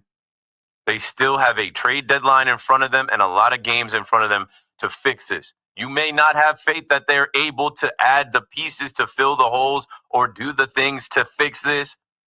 That's their jobs. As Lou just mentioned, the most expensive building. Yeah, that building's going to be packed. As the Mets just put 41,000 in there for every game, there's going to be, it's summer. It's July. The Phillies are coming into town. The Philly fans are going to be in the building. Yankee fans are going to be in the building. There's going to be 40,000 plus in there every single night. The Yankees have to fix this. And the thing that bugs you is the lack of accountability. That's why you want guys fired, because it's not good enough. You know, you mentioned bringing up Spencer Jones. I wouldn't bring up Spencer Jones. Not yet. For what? And Lou just said, don't tell me there's no spot for him. There isn't. Who are they sending down? Dominguez? I mean, they put Dominguez in, they take him out. And honestly, like, I was on the train of play Dominguez every day because of his speed. He's a switch hitter, because he is developing. But I think this is the plan for his development. I think they shield him by not playing him every day. I think if he did play every day, we'd see more of like what we saw tonight. There's good and there's bad. He can hit a homer, to crack open the scoring of the game, but also it's an adventure in left field. The one game that they won in this series, Cody Bellinger played a sparkling left field. He made a sliding catch coming in on the ball. He made another catch. Devin Williams last night, they showed it in the game. I think it was Addison Barger who hit the ball into the gap in left center. Williams didn't know if that ball was going to get there or what, if that was going to be off the wall, warning track. Cody Bellinger was there. The best defensive outfield is Judge in right, Grisham in center, Bellinger in left, no matter what ballpark they play in. Dominguez is a liability. The best infield, which is to be determined, like Peraza, Vivas, enough, man. This trade deadline can't come soon enough. Thank God. It's Thursday. Oh, this time in a week, we'll know. And it's not a guarantee that they're going to get somebody. They better. And if they don't, they better send up Nicky Lopez or Jaime Candelario or somebody. Because Peraza and Vivas, no. They're negatives at the plate. And the moment gets too big for them as well, where they can't make the routine plays. Volpe is your shortstop, but I'm still in the camp of bring somebody in to challenge him. At least make him fearful of losing his job. The kid loves the Yankees, right? The kid grew up a Yankee fan. He won the job having to beat out IKF and Peraza in spring training. Why not go back to that and say, we're bringing somebody else in as insurance in case you get hurt, and also to work. Like when Boone says they're going to put the work in, like I'm going to a game Friday, I low-key think I want to go to the game and just watch batting practice, infield practice, and see what work they actually do. There should be a mandatory competition. And they used to do stuff like that. They used to do Glaber, Volpe, these guys like take ground balls at second base, Gio Urshela, 10 ground balls to the left, 10 ground balls to the right, field them, throw them to first base. They got to get back to that. They got to get back to the fundamentals. Jazz at second, I have no problem with Jazz at second. He made a great play tonight. Yes, he did have a play where he tried to do too much and throw the ball, and that's how he got the error. But, he had a play early in this game where he went to his right and he got Miles Straw. Everybody knows how fast Straw is, fastest guy on the field. Jazz made a great play. But then later in the game, he had a little bit of a mistake. I'm not worried about Jazz at second. He's back in his rightful position. And then Goldie's got to be at first base. But, Ben Rice has got to hit too. But I know in the postseason, Ben Rice didn't even sniff the postseason last year. I know in the postseason he's going to be a bench bat. I know in the postseason they're going to put Goldie out there. And, Ben Rice was the hero 2 nights ago, so I felt like they kind of rewarded him. And obviously you have Chris Bassett on the mound. But Ball will find you. Ball finds him at first. Can't field the position. So, and don't let me forget catcher. JC Escara is a borderline, he's borderline major league player. The guy was out of baseball for a reason. He was easily had by the New York Yankees for a reason. He you know what I'm saying? And the Yankees parade around like they're the Yankees and there's power in pinstripes and they can just fix these guys. Not going to be a problem until you get in the game and it's like, yeah, obviously it's a problem. 888-808-1019. Jeff is in Louisiana on the Fan in New York. What's up, Jeff? Oh, hey, Chris. Not Chris. Coming up, Chris McMonagle. Keith here I'm so for sorry. now. Hey, Keith. Yeah, I know. I'm so sorry. Listen, I'm a Mets fan, but I remember how well Iglesias played for the Mets last year. He was a very solid fielder. He hit close to 300 or better, and he was a spark plug. He gave positivity.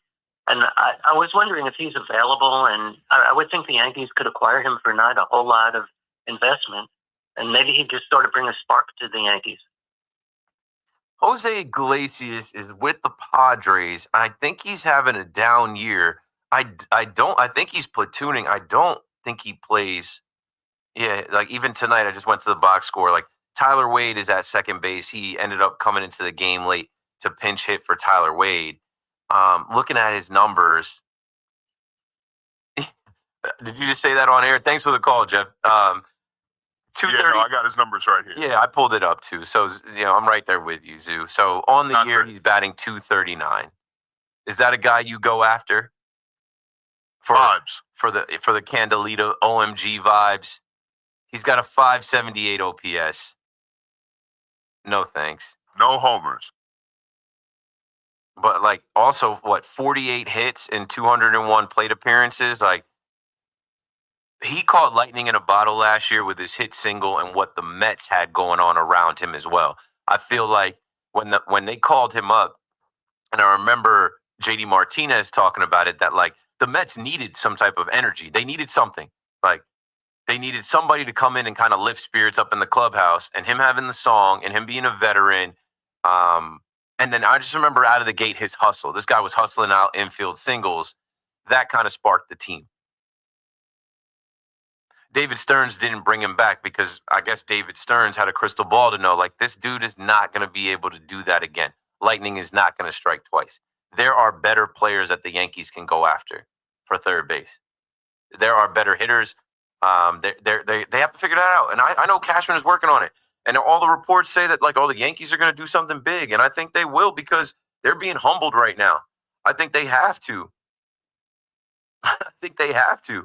This isn't good enough. You are going to waste another year of Aaron Judge. You are going to waste the first year of Cody Bellinger. You are going to waste, you know what I'm saying? But man, I don't have the answers for you guys. I watch the team and they frustrate me too, to the point where I'm checking out. I'm like, well, they're cooked. They're about to lose this game, and they deserve to lose the game.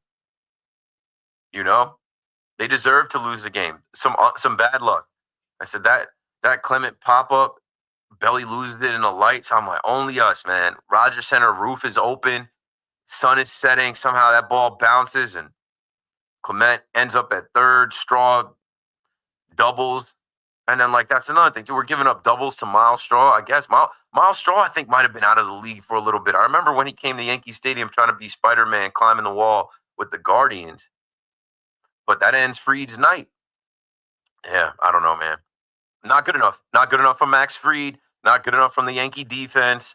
The Yankees were able to hit some home runs, but not score enough. Ultimately, they got embarrassed again by the Blue Jays. And the Blue Jays are now the season series winner. And it don't matter. By the time September comes, who knows what the division's going to be like. They might not even care about that series.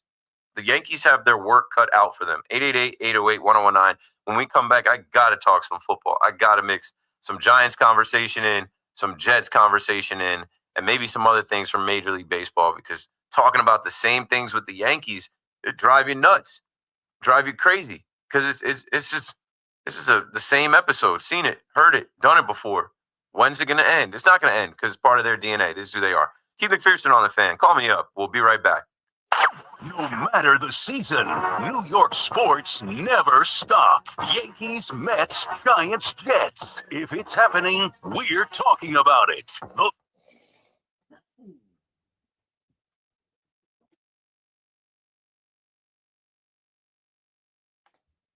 Do they have cuts in there from Dable speaking today?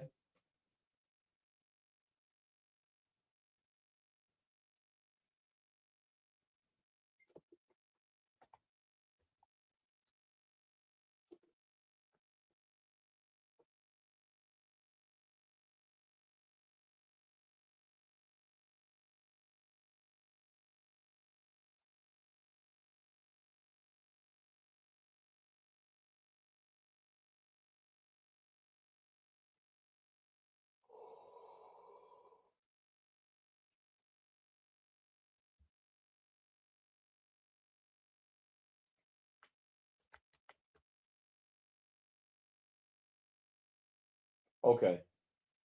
I'm gonna send you him talking about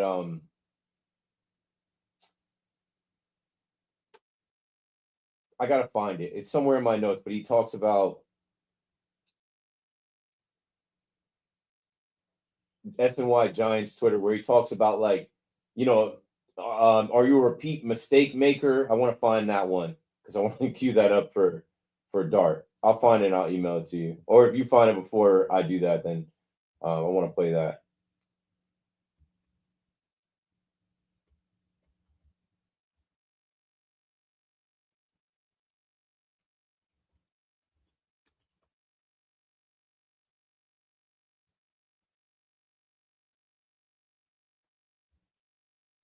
Yeah.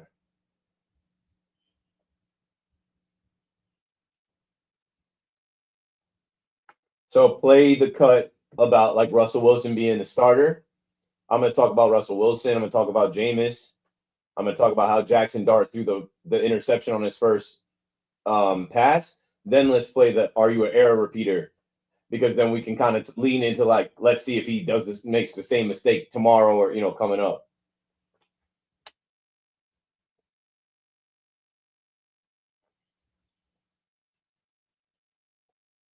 Yeah, about Russell Wilson being the starter, and then that'll cue me up to start talking about the Giants a bit.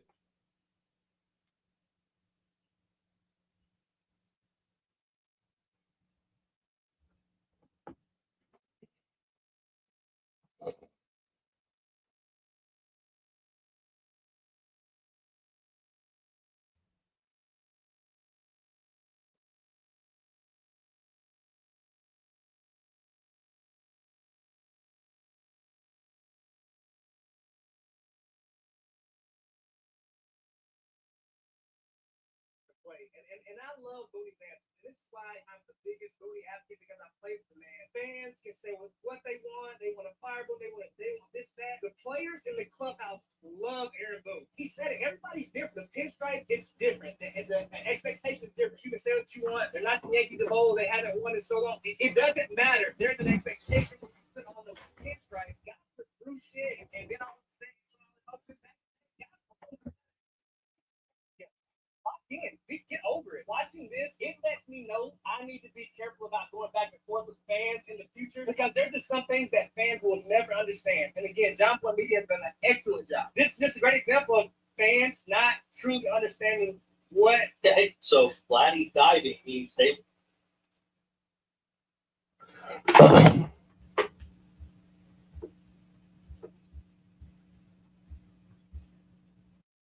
We're about to start talking about the Giants, the Jets, NFL.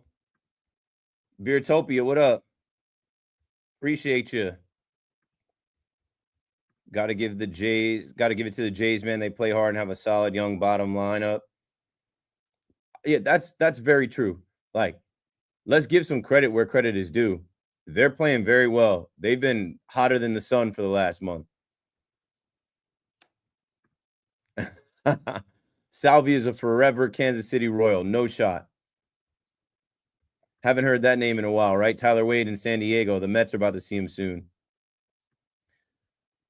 I'd be tired of speaking facts about the Yankees. I want them to prove me wrong.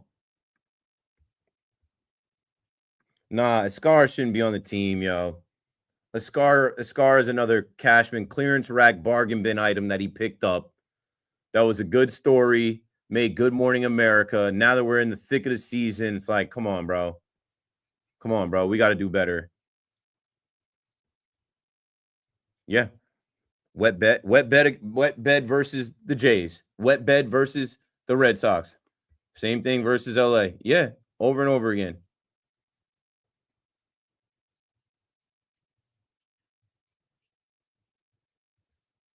Nah, they're legit, bro. They're legit, bro. I can't even hold you. After watching them play, they got enough guys. All right, let's get back into it.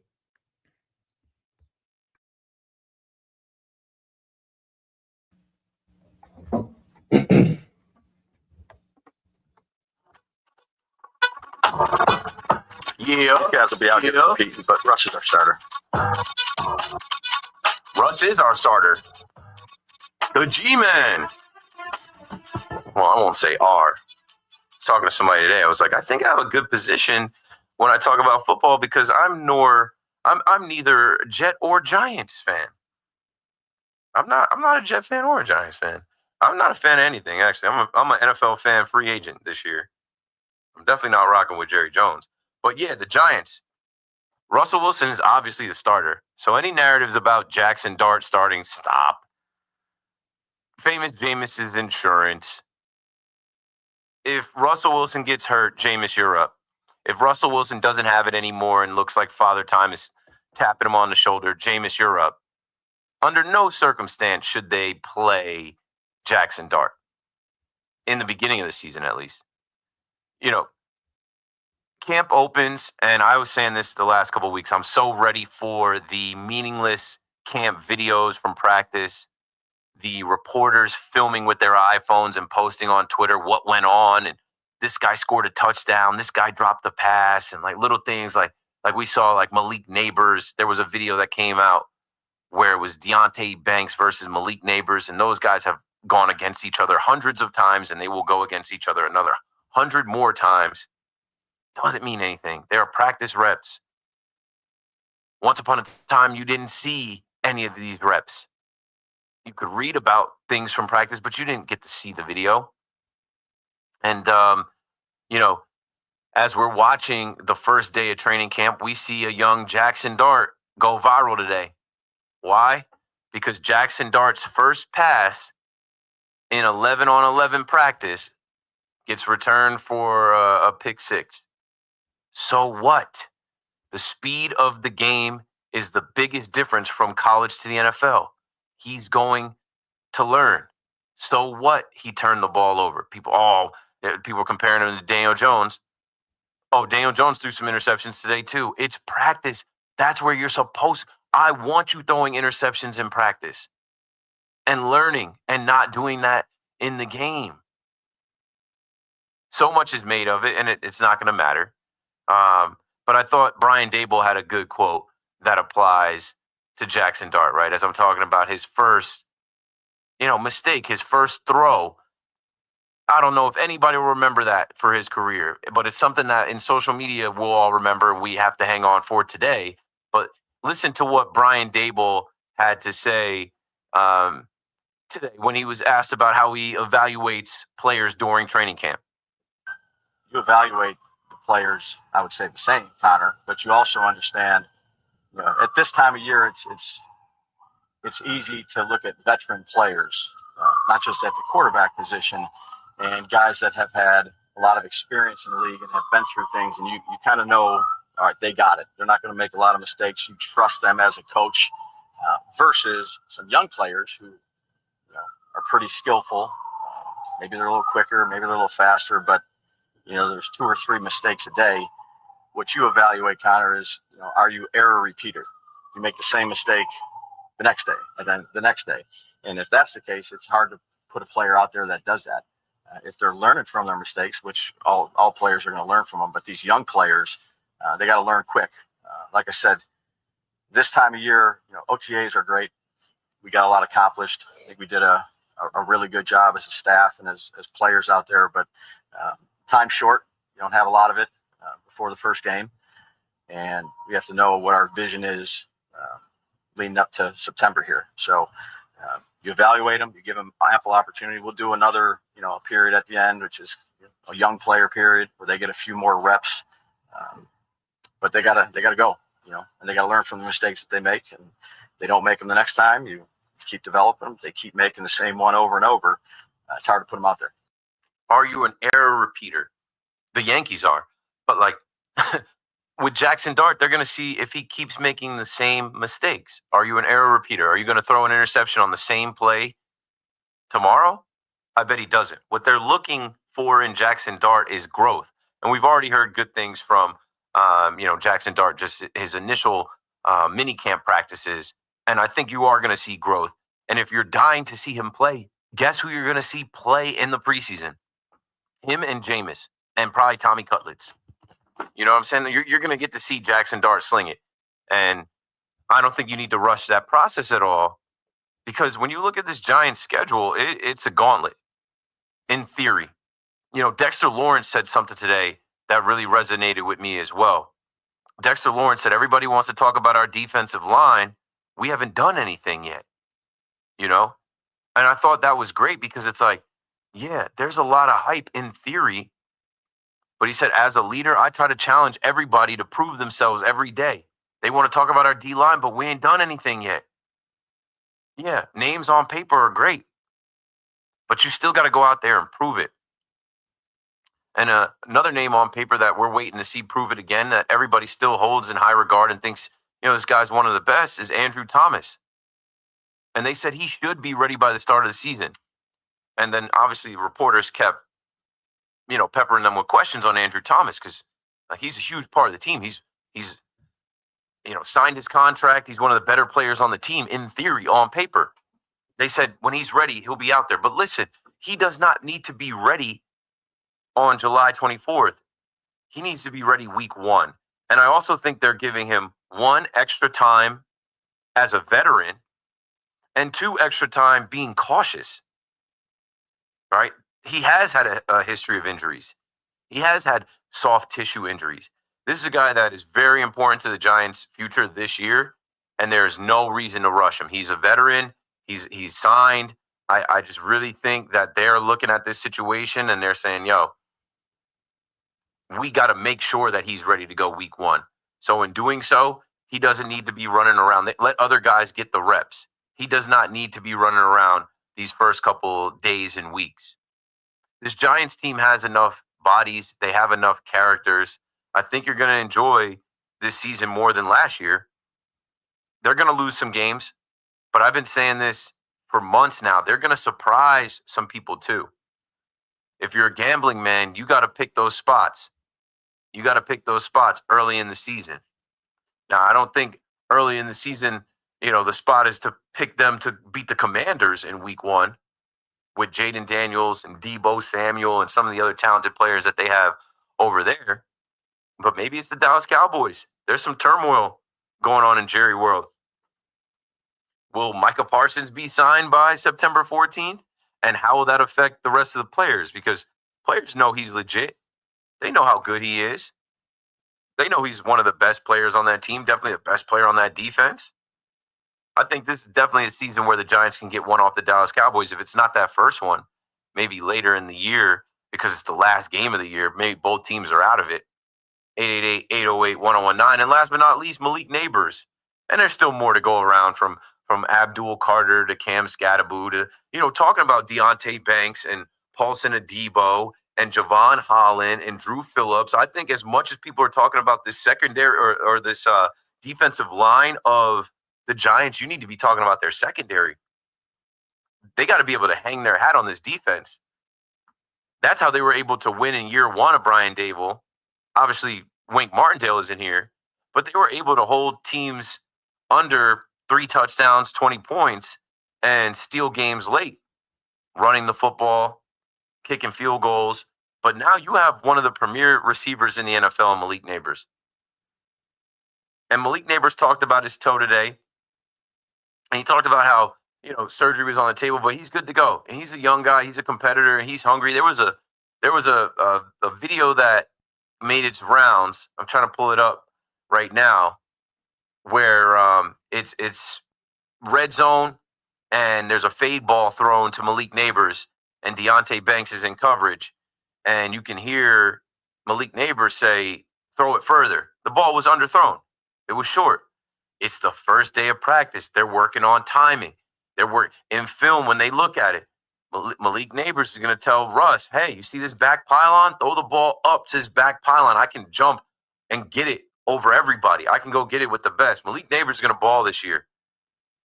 He doesn't have Daniel Jones throwing him the ball this year. He's got Russell Wilson or Jameis, or you know what I'm saying? Like he's gonna get a ton of targets. He's no secret. And they got to keep him healthy too. He said surgery was discussed with his injured toe, but not something they're doing now. Not sure if it's something that will just go away, but they're managing it. I think he's a dog. I think he's going to play through it. I think he's fine. And he knows he's the focal point of that offense. He's wide receiver 1. 888-808-1019. As I made the joke about, the Yankees and are you an error repeater? Yeah, they are. Over and over again. But, they lost today. And it wasn't just the defense. It was shaky all around. You start with Max Fried. He started off the game perfect, but then he walked too many guys. He couldn't get out of trouble in that 4th inning, 5th inning. It wasn't good enough for your ace, for the guy to be on the mound that you want on the mound in that rubber match. Ultimately, he didn't have his best stuff. And like I said, death by 1,000 cuts, man. Just small ball, putting the ball into play. Even when the Yankees were able to come back and match it, just a little bit, walks here, walks Davis Schneider, walks George Springer. You're having too much traffic on the base paths with shaky defense behind you. And you knew that the bullpen was taxed from yesterday, where they're forced to go to Loizaga, who was fine, but then they're forced to go to Scott Efros, and that's all she wrote after that. 888-808-1019. Eddie's in North Belmore on the Fan. What's up, Eddie? What's up, Keith? How you doing? Good. How are you? Awesome. I was on here last night, and we talked a little bit about the Mets. I was at the game today, but I caught some Yankee highlights, and I saw Max Fried's line. Does that concern you at all from the ace? I mean, it's extended time off. It's coming off the All-Star break. He said the blister was fine. He was bleeding a little bit from his pinky. It doesn't concern me too much, but like I was just saying, too many walks at the wrong time. And he only finished with 3 walks, but the timing of the walks weren't good enough. He had an error, a throwing error. The defense was shaky behind him. He started off the game perfect. I think through the first 3. I think he went 9 up, 9 down until George Springer got that first hit. And then it was like, couldn't overcome it with the defense and just gave up, 6 runs, 2 in the 4th, 2 in the 5th, 2 in the 6th. Yeah, and I don't know if you caught any of the Mets recently, but Vientos has been pretty awful. I think it's going to be Mauricio and Beatty at third from now on. But what are you seeing from Mark? Because it's not looking too good. Yeah, it's funny because they were today.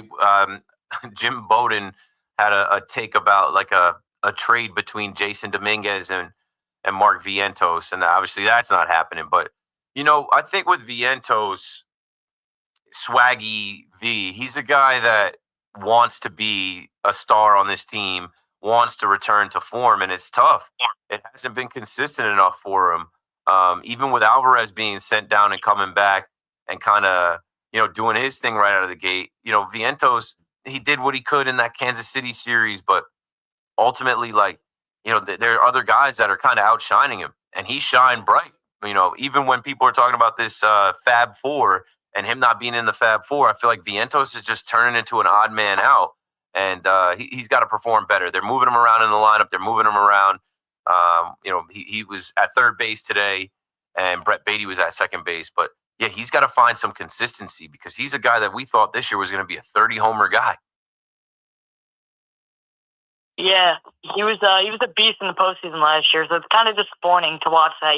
That's all anybody can say about him. He was a beast in the postseason last year. What he did in the postseason last year, maybe he can do that again, but in his he's got to be more consistent. In his return here, he's had some moments, he's had some clutch, but we need the power. We need him to hit homers. We need him to drive in runs. It's just not. It hasn't been there. It hasn't been good enough. Yep, definitely. Also, Spencer Jones for the Yankees. When do you think he'll get called up? Because I was looking at his stats today. He's been putting bat on ball. So. Yeah, he's turning a lot of heads. There's a lot of chatter about him. I don't expect him to get traded, and I also don't expect him to get called up anytime soon. There's no room for him with these Yankees. Let's see what happens at the trade deadline. I don't think that the Yankees are going to bring him up unless they feel like he's ready and he can help the team. He's just another power hitter. He's an outfielder. If they send down Dominguez, yeah, but right now you have 4 outfielders and you can't play them every day. And I don't think there's any room for Spencer Jones. Keep him with the Rail Riders and let the Rail Riders go win another championship. And I'm sure people are going to be checking for him at the deadline, but there's no room for him at the major league level. It'll be a September call-up. Yeah, definitely. Thank you, Keith. I appreciate it. Thanks for the call, Eddie. 888-808-1019. Yeah, with Spencer Jones, too. I mean, there's a lot of people thinking that Spencer Jones is on Dominguez's heels. I don't know about that. They're different styles of players. I did see. Shout out to my boy Joe the librarian, though, and I didn't hear Susan's full interview today. I did hear Susan's. It got clipped. Susan's conversation with BT, telling us why Derek Jeter won't be at Old Timers Day. That it's his daughter's birthday. They're planning a big birthday party for his daughter. He's booked. Can't unbook that one. I understand. I get it. And BT said, oh, yeah, he gets a pass. Of course he gets a pass. Derek Jeter waited till after his career to have kids, and he's not going back to his career and ditching his kids. I know that's not going to happen. But, Joe Randazzo, Yankee librarian, says Joe Ryan should be Cashman's white whale if the Twins make him available. Susan Waldman was on with Brandon Tierney on WFAN this morning and mentioned that if the Twins are asking for Spencer Jones for Joe Ryan, they should send him over. I'm not doing that. Now, I know Joe Ryan would be a great addition to this rotation, but I'm not doing it. Luis Heel is on the way back. Luis Heel pitched with Scranton last night. His final line, he went 3 1/3, 4 hits, 4 runs, 3 walks, 4 Ks. He threw 67 pitches. Heel is coming back. I'm not moving on from Spencer Jones because what if Dominguez doesn't figure it out in left field? You're not going to re-sign Trent Grisham after this year. Trent Grisham's going to sign somewhere. Somebody's going to pay him. It's not going to be the Yankees. So who's your outfield next year? It's Judge. It's Belly. Could be a competition in the spring where Spencer Jones beats out Dominguez defensively. And not for nothing, like if Spencer Jones is hitting the way he's hitting, his whiff rate is down, his strikeout rate is down, and he's hitting for power, there's a chance that Spencer Jones could jump Jason Dominguez. Jason Dominguez, he's too much of an adventure in the outfield, and I know he doesn't get to play every single day. There's a lot of people talking about him hitting from the right side of the plate, and he should just be a left side of it. Spencer Jones, I think he could challenge Dominguez in spring training next year to be with this team. Dominguez he's here, then he's not there. He's good, then he's not good. He's on the bench, then he's playing. He's still a question mark. I think he can obviously help this team with his speed. But a lot of us were ready to say, oh, Dominguez is the leadoff hitter every day. He's playing every day. And then he just went for like a 0-18 slump. Broke out of it tonight. Spencer Jones is ready, and I'm just like, I want Spencer Jones to get around Judge every day. I want Spencer Jones to be a left-handed Judge light. I want him to be a little Judge clone. Put his locker right next to Aaron Judge and let Aaron Judge teach him everything he could possibly teach him. There was an article that came out from Chris Kirshner about Spencer Jones, and Spencer Jones made it clear, I want to be a New York Yankee. I want to play for New York. I want to be a part of this organization. And Spencer Jones, being a young guy, and all these young guys, they have social media. He said something along the lines of, he read somewhere that somebody said, hey, learn how to speak desert, buddy. Kind of putting Spencer Jones in the trade for Suarez, sending him to the Diamondbacks. And he laughed at it, He could laugh that off. But, yeah, I think ultimately, and I said this, there's nobody at this deadline worth moving Spencer Jones for. I think that they can try to fill some of the holes and satisfy some of the needs, moving some of the lower-level prospects, some of the arms. But ultimately, I'm not moving Spencer Jones because I'm not gonna hold you. I don't have faith in this team. I don't think this team is winning the World Series. I don't think this team's winning the World Series. I don't think the Mets are winning the World Series. My wife asked me today. She's like, "Oh yeah, I don't think it's the Yankees' year. Whose year do you think it is?" I'm like, "It might be the Cubs. I think the Cubs are gonna go for it at the deadline." She's like, "Okay, so who would the Cubs play in the World Series?" I'm like, "Probably the Astros." I hate to say it. I'm like, it's something about like Houston has done it before. They've retooled, they've reloaded, and they still have guys on that team like Altuve who have been there. And like they have some other players that they added. like Christian Walker. We'll get into it, but I'm like, it could be Astros Cubs, and we don't know how it's going to shake out. There's so much more season to go, but I don't have faith in the Yankees with the holes in their defense, bullpen, rotation, and for the Mets, I just think there's too many other teams in the National League that are more talented and going to figure it out. All right, it's 1 o'clock. We got to break it down. When we come back, I will sprinkle in some more NFL conversation, some more Yankees Mets conversation. This is Keith McPherson on The Fan. Call us up. We'll be right back. BT and Sal, middays 10 to 2 on The Fan, 101.9 FM. The reason Volpe's in the...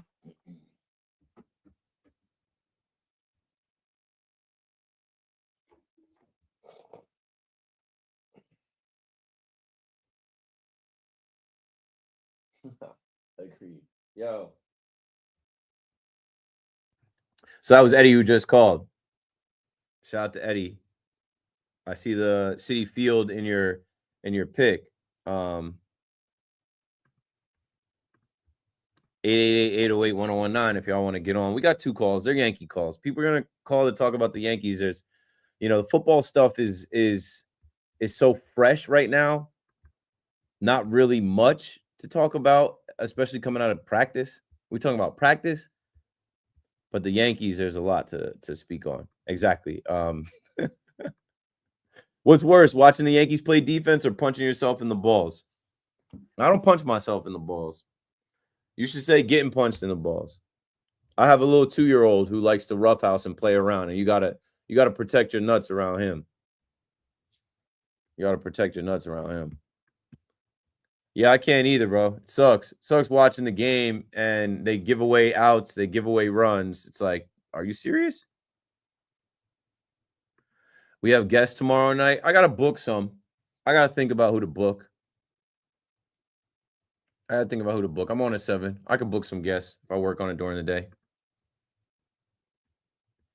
Russ was running for his life with the Steelers last year. This Giants line is better. Not that much better, but better. I think Russ will be solid this year.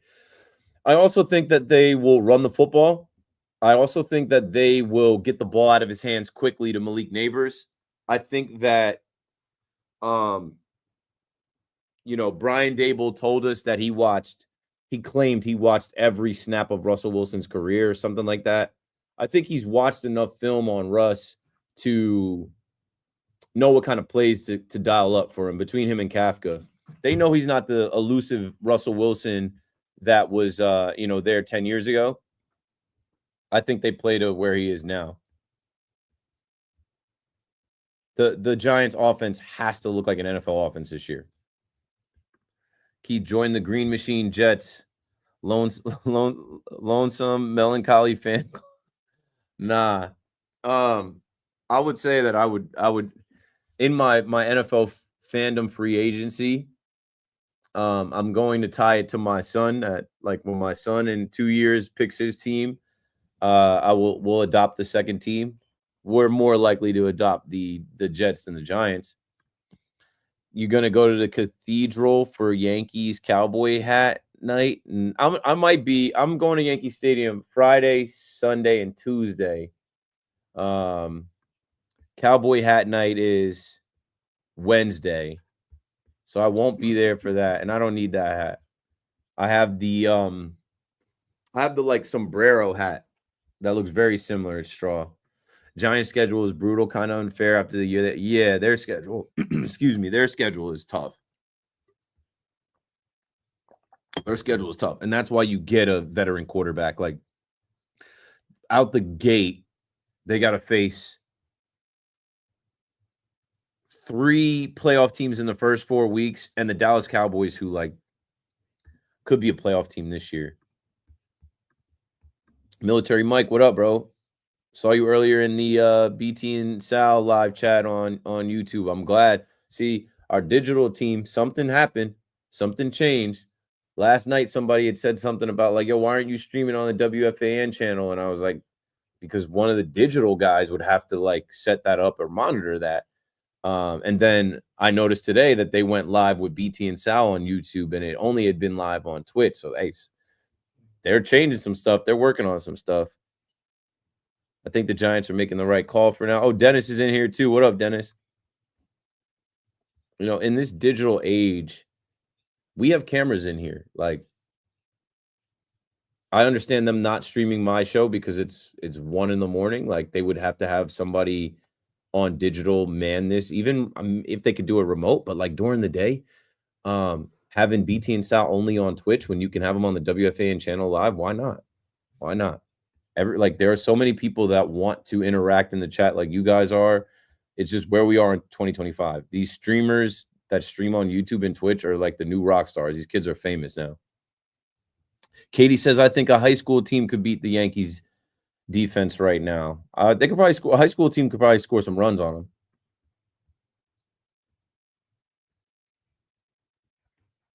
Beertopia, mad love. But yeah, going back to this. So this is where we were at before. I said, yeah, we don't ever want to do this, but I give the Rays credit. Even I think Mr. Met Killer earlier in the chat was like, I'm not giving them credit. They're frauds right here. No motion. Still don't believe in the Blue Jays. They're frauds. I'm like, I don't know what else you got to see. We don't want to give credit to the Toronto Blue Jays for like stepping up to play the Yankees. You know, I've been saying it on the air for weeks. When are the Yankees going to realize that they're getting everybody's best shot? Oh yeah, I've seen Simonetti source, right? I know everybody in the Yankee universe online. Cause like, good morning at 1 o'clock. I'm Marco Belletti. Toronto remains a house of horrors for the Yankees as the Blue Jays pulled away for an 8-4 victory, making it 6 in 7 games there. Bombers continue to boot the ball around the diamond. 4 more errors gives them 12 in the 10 games against the Blue Jays this season.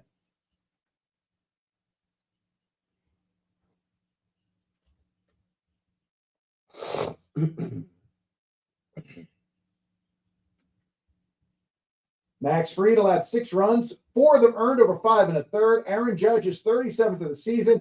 The Blue Jays take the series. They've won 7 of 10 against the Yankees this year, own a 4-game division lead. Meanwhile, for Luis Gil, 5 runs, 4 hits, 3 walks, 4 Ks, and 3 1/3, 67 pitches in what could be his final rehab start.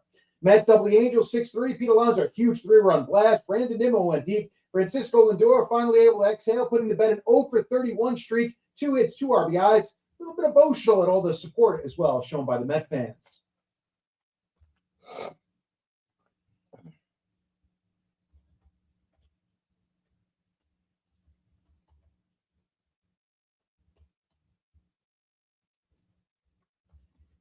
Sean Manaea giving up a run over 5, his first win. Edwin Diaz, the 4-out save. 72 degrees, clear skies, Central Park. That's what's happening. I'm Marco Belletti.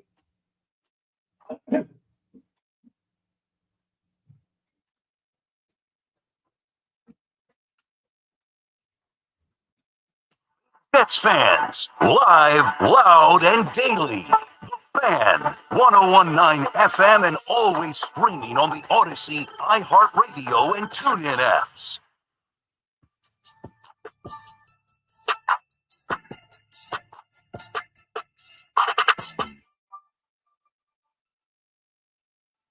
And we're back. A little bit after 1 a.m. on the Fan in New York. Talking to the fans that don't get tired of talking about sports. You guys just, every single day I turn this station on, you guys talk about the same things over and over and over. I do it too. I literally go home, I get my little bit of sleep. Usually by the time I get up, BT and Sal is on. I'm like, yep, this is what we were talking about last night. And I listen to calls. And it's funny, like if you listen to WFAN through different hours of the day, it's like different level of callers. And some people are missing some things. Some people are leaving some things out. You know, there's definitely some more casual fans during the day that are kind of weighing in. I feel like there's more diehards at night. There's more people calling at night that are like really locked in, but also some people that are full of it at night too. There's some loopy on the late night as well. So let's get back to it, man. 888-808-1019. Great day for the Mets. Like I said, what a day yesterday was for the Mets. It's one of those Met days you dream up. Ballpark packed, great homestand. You sweep the Angels. The Yankees suck. The Yankees just implode. Former Met Chris Bassett on the mound, and the Yankees commit all these errors and mistakes and lose. And you've got Lindor breaking out of his slump. You've got Pete Alonso hitting a homer, Nimmo homering. It's like, yeah, break out the big sandal. Look at the camera and everybody smile. Juan Soto who? Don't even worry about what Juan Soto did. It doesn't matter. Mets are back. And for the Yankee fans, like, damn, yo, like, how do we fix this? Trade deadline? I don't know if the trade deadline can fix this. I don't know if Aaron Boone can fix this. I don't know if Brian Cashman can fix this. It's the same thing. You can change the players. You can change the opponent. It's the same thing over and over and over again. When will it change? I don't know. Bad roster construction, bad allocation of funds, country club attitude, this everything's going to be all right mentality, no sense of urgency. And yeah, you get got. I tip my cap to the Blue Jays. That's something in the chat, we were just talking about. I'm like, we don't ever want to give credit to the other team. Give credit to the Toronto Blue Jays. They wanted to beat your ass. Give credit to the Toronto Blue Jays that, like, their fans packed their building too for games against you. Like, they set up Canada Day last time. Like, all right, we're going to have Canada Day. We got a 4-game set against the Yankees. They swept the Yankees for the first time ever in a 4-game set in that building. And then the Yankees came back, got 1 game off them, barely. I was on Blue Jays Talk Plus Live. I'm on Toronto television this morning or yesterday morning, and I'm like, well, I'm glad Ben Rice hit that homer because we weren't about to beat y'all in extra innings. Glad it didn't come down to that. So where do the Yankees go from here? Top priority has to be to add bullpen help, high leverage relievers. Obviously, they have a huge need at third base. They need to actually get a third baseman that can field the position and hit, preferably a right-handed hitting third baseman. But if it's Ryan McMahon, so be it. And we wait. We wait. The roller coaster keeps going up and down. And, as fans, we can't get off the ride. Not until after we see what this deadline brings and how that shakes up the team. Because that is something that could happen too. The fundamentals and the errors and mistakes, they can put their best defenders out there in the field. But I think that, some different faces coming into the clubhouse and then also some people leaving. Like, I saw some girl had a tweet that went off about the Mets as the Mets were celebrating, and they were like, because the Mets are about to go on a road trip and they won't be back until after the deadline. The tweet was something like, somebody in this group, as the Mets are doing their celebration, somebody in this group just played their, last game this year at Citi Field. The Yankees need to feel like that, right? The Yankees with this next homestand, they need to feel like, hey, I'm playing for my job. I need to play for my, my pinstripes staying here with the Yankees, but there's no fear. There's no fear that anyone's going to get shipped away. They need to shake the room, though. Definitely need to shake the room, shake up the roster. There's a few guys that don't need to be on the team. And, the Yankees can add and also subtract. There's also such thing, addition by subtraction. So let's get back to the calls. I will mix in some sound. I'll mix in some other things. Like I said, looking around Major League Baseball as we do get closer to the trade deadline, like Sandy Alcantara versus San Diego. He went 7 innings, only gave up 4 hits, no runs, no walks, 4 strikeouts. It's his first 7-inning game of the season. And I'm like, okay, this guy's trying to raise his value. He's auditioning, right before the deadline, trying to get to somewhere else. Dylan Cease's name popped up. Sleeper Yanks reported that the Yankees have checked in with the Padres on right-handed pitcher Dylan Cease. How would we feel about acquiring Dylan Cease, Yankees fans? I would take him. I was at that game where he shoved and had a no-no going against the Yankees. He could certainly help. Back to the phones we go. Let's go to Chesky in Queens. What's up, man? You're on the Fan. Hey, how are you? I thought, maybe I misheard you. I thought you saying bringing Loizaga. That's fine. Loizaga has been god awful this year. I mean, he's been. I know he's been like. I'm never bringing in Loizaga, but they have to. Like, they had to bring him in today. I don't blame because he has no pitchers to bring in. It's not It's not Boone's fault. You only can give what you have. But he's been god awful. I don't know what the answer is, but he's just been god awful. I want to change one point. I want to make one point about Aaron Judge, which is very interesting. What's very ironic about Aaron Judge is, at the same time he's hitting such a crazy high average, 350, he's one of the top, has almost one of the most strikeouts in all baseball, which is almost a contradiction. You would think somebody with such a high average would have a very low strikeout rate. You imagine if he had a low strikeout rate, you'd be hitting like almost 500. It's very interesting. And Eugenio Suarez strikes out almost as much as Judge. So we're going to add him to this team. They're going to be in the postseason striking out, 7 times a game. With another guy who can't field, which we don't need that. He's not coming here. Certainly don't need that. Right. So that was basically all. All right, have a great night. I enjoy listening to you. Thank you very much. Thanks for the call. 888-808-1019.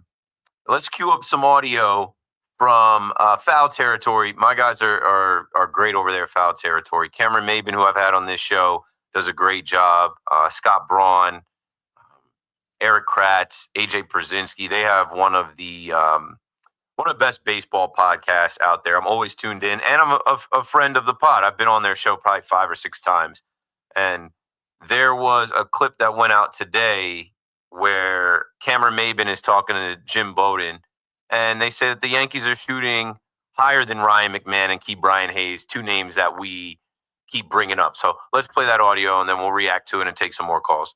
I know a lot has been said about Ryan McMahon not being liked as a Yankee. I know a lot of that has to do with the contract, but I feel like could there be a situation where the Rockies may be willing to eat some of that to move Ryan McMahon? And why wouldn't he fit in New York when you talk about that ballpark, when you talk about a guy playing meaningful baseball, and the guy's still at an age where I think we've seen already he has been an all-star.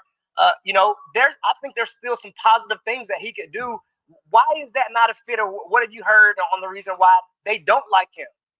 I think they want to do better than McMahon, right? I mean, look, Ryan's not the same guy he was 3 years ago. I agree with you. I think the Rockies can pay it down. I'm not sure the front office has shown much creativity in those kind of trades, but maybe that'll change at this year's deadline. But it's just what I'm hearing, right? I stay pretty plugged into the front offices of all 30 teams, and I get the feeling that the Yankees love Suarez's power. They don't love the defense. Analytic department doesn't love Hayes or McMahon. It doesn't mean the scouts wouldn't take a chance on him. I might take a chance on him if I didn't have to give up much and the Rockies ate the contract. But, contracts matter in both McMahon's and Hayes' situation, and production the last year and a half matter when you're talking about those kind of guys. Remember, the expectations in New York is to win a World Series or bust, not just beat Toronto and win the AL East. They're trying to win a World Series, and so I think they're shooting for better. They're shooting for the Suarez or Michael Garcia or Mark Vientos or that next level above McMahon, above Hayes. Okay. The biggest thing for me is like the analytic department of the Yankees will have a big say in like who they go after. I don't know, man. So if it's not Eugenio Suarez, it's not Ryan McMahon, it's not Brian Hayes, are they going for a starting third baseman on a team that is competing right now, or someone we're not completely thinking of? I am waiting every day to find out who they're going to get to play third base for this team. Let's take another call, and I do want to queue up the same show talking about Dominguez and Vientos. We'll come back to it after we take this call, Zoo. Mo is in Edison, New Jersey, next on the Fan. What's up, Mo? Yeah, I was thinking about Volpe. So I think Volpe we can deal with for another year. You think Lombard Jr. would be available next year to take over shortstop? I mean, who knows? A lot of times these guys can make a jump in the off season, and if it's a need, maybe they let them compete. I don't think they're rushing Lombard. I don't think he's necessarily ready, but I can't say what happens come March. Like, there's so much to be seen the rest of this year with Volpe. I'm so much in the camp of like, you can't sell me on Volpe's just going to come out of it. You can't sell me on Volpe's just going to figure it out. I think you got to kind of cross your T's and dot your I's. You need another option at shortstop. Even if Volpe does come out of it, what if he gets hurt? Like, you need another option at shortstop on the roster. Peraza was your backup shortstop, and I think he could be out of here. Obviously, Vivas will probably get option when they bring a third baseman in, but Peraza's days are numbered. Like, you need a third baseman, and you also need a backup shortstop.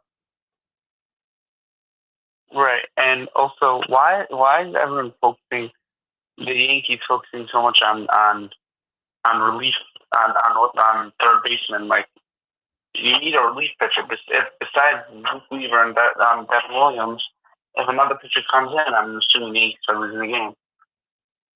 No, I think we've gotten to the point here where, relief pitching is number one. Loizaga is going to do better. What if he doesn't do better? Loizaga's cooked. Loizaga has been hurt so much. He came back on this 1-year deal. He's not the same guy. You can't rely on him. They can try and fix him. They can try and get him right. Relief pitching is the number one need. But what I will say is, while DJ LeMahieu was here, it was so obvious that DJ couldn't play second, and that's the only position he could play. And Jazz was not, doing that great at third. He was doing all right. It was so obvious that they had a need at third base. So once they DFA'd DJ, we're all kind of waiting because we're like, Peraza can't cut it. Yorbe Vivas can't cut it. Third base is obviously the main position that they need to address. But they need two relievers. They need a left-handed reliever. They need somebody that can come out the bullpen and strike guys out. Fernando Cruz is coming back at some point. But this bullpen outside of like Weaver and Williams, they need help. The only good news is that Brubaker started doing really good.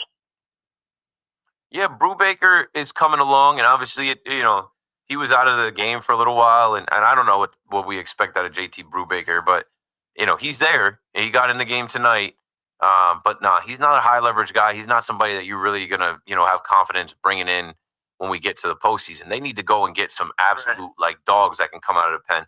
Thanks for the call, Mo. Let's cue up, the same conversation or the same podcast, Foul Territory. Jim Bowden talking about a trade with the Yankees and the Mets, which is not going to happen, but Jason Dominguez for Mark Vientos. Obviously, the Mets need a center fielder, another bat, and the Yankees need a third baseman. There you go. Let's hear this. The Yankees are pursuing Eugenio Suarez like a lot of teams are. 5 other teams are pursuing him. We get that. Not a great defender at third base, but, if he does get traded, which is still a question mark, we're not going to know until next week. There's no promise that the Yankees can pick him up. And so they've looked around the other third baseman available, Ryan McMahon in Colorado, right? Brian Hayes over there in Pittsburgh. Neither one of them really tickles their fancy for understandable reasons. And so, how do the Yankees make a contender for contender trade to kind of solve a third base situation for them? And so, I came up with the idea of Jason Dominguez going to the Mets for Vientos. 2 similar talents. Change of scenery might help both guys. For the Yankees, they've got Bellinger, Grisham, and Judge in the outfield, and Spencer Jones is ready. He's hit 26 homers in the minor leagues. He's been on base at a 40% clip all year. He's made incredible adjustments. And quite frankly, the minute the Yankees promote Jones, they're going to have a better team. That may end up being one of the best acquisitions they make at the deadline. He's just calling him up from AAA. So because of the outfield depth, I kind of feel like maybe they could take an outfielder, turn it into a third baseman. And if it's not the Mets, maybe it's the Royals and Michael Garcia, the all-star third baseman. But it may end up being a contender for contender type of trade where they trade from some depth in the outfield to try to get a third baseman. So that was my thinking behind it. Maybe, man. I think we're just at the point where we're thinking too much about this. We're thinking so hard about what is going to happen or what can happen. They prospect hugged Dominguez for so long. They're going to trade Dominguez now for Vientos to make way for Spencer Jones. And are we 100% sure that because Spencer Jones is tearing the cover off the ball, as you're hearing everybody say, are we 100% sure that the Yankees are a better team with Spencer Jones coming up? Because as much as they talked about his strikeout rate, his, swing and miss rate, when you get up to the show, you're facing the best of the best. I don't know. I think we're just reaching right now. But it's good for conversation on podcasts and on New York Sports Talk Radio. Let's keep it pushing, taking calls on the Yanks. I didn't get one Mets call, did I? I think Eddie called. And shout out to Eddie because Eddie's also in the chat. Maybe I had another Mets card, but the Mets game was so long ago. That Mets game started 12 hours ago. It was 1:20 in the morning. I watched that game today, and I'm like, oh, by the time I get on, we're not even going to have to talk about this. But I led with it. I said what I had to say about it. But I knew once the Yankees lost in the fashion that they lost, it was going to be misery, doom and gloom.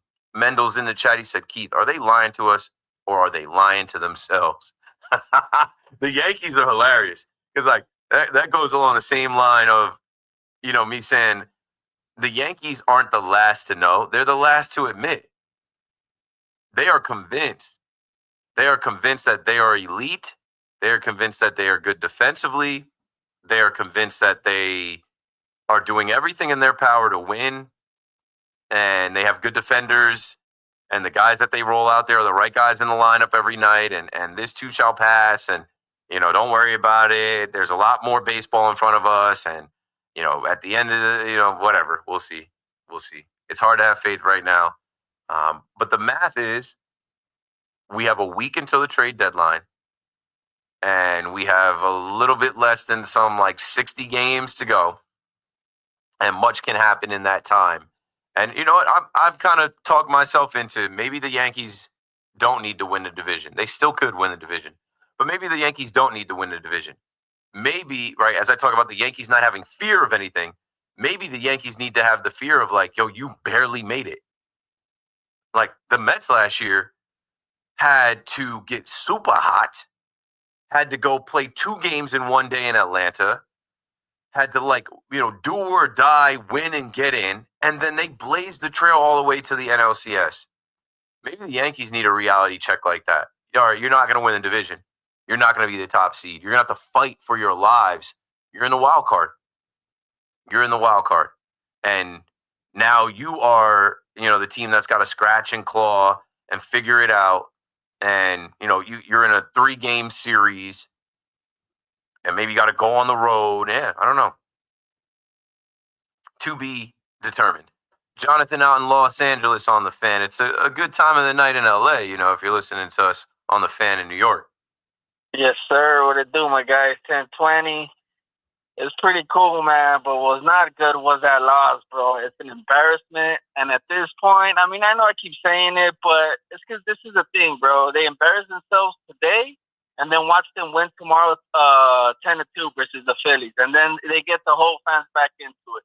That's baseball, But today was an embarrassment. I guess this was the theory, Keith, that Bone and Cashman were getting ready. That they even threw a bullpen game last Friday to lose 2 out of 3, right? Yep.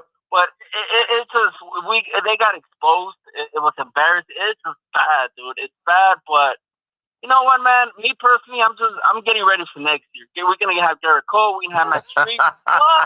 But the only thing that keeps bringing me back to this team that I truly love and makes me bad and sad and everything is that all of baseball, dude, they're the same. Like now, look at Detroit. Yep. They have lost 9 out of the last 10, I think, or even worse.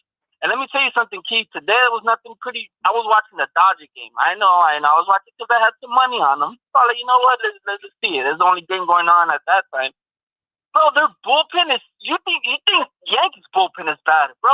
Everybody's bullpen is taxed, and that's another thing. I heard Susan say it today. Like everybody's bullpen is taxed because none of these starters go deep in the games.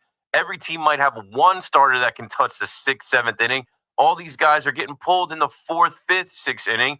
Everybody's bullpen is taxed, and at the deadline, the competition for bullpen help is everyone. All of these teams are trying to get the top guys that are going to be available. So, and that's the reason why I keep going back to the Yankees. That you know what, everyone is pretty equal, and it's just a matter of who gets hot come October. Yeah. So I still have hope on my Yankees that they still get hot. But hey, man.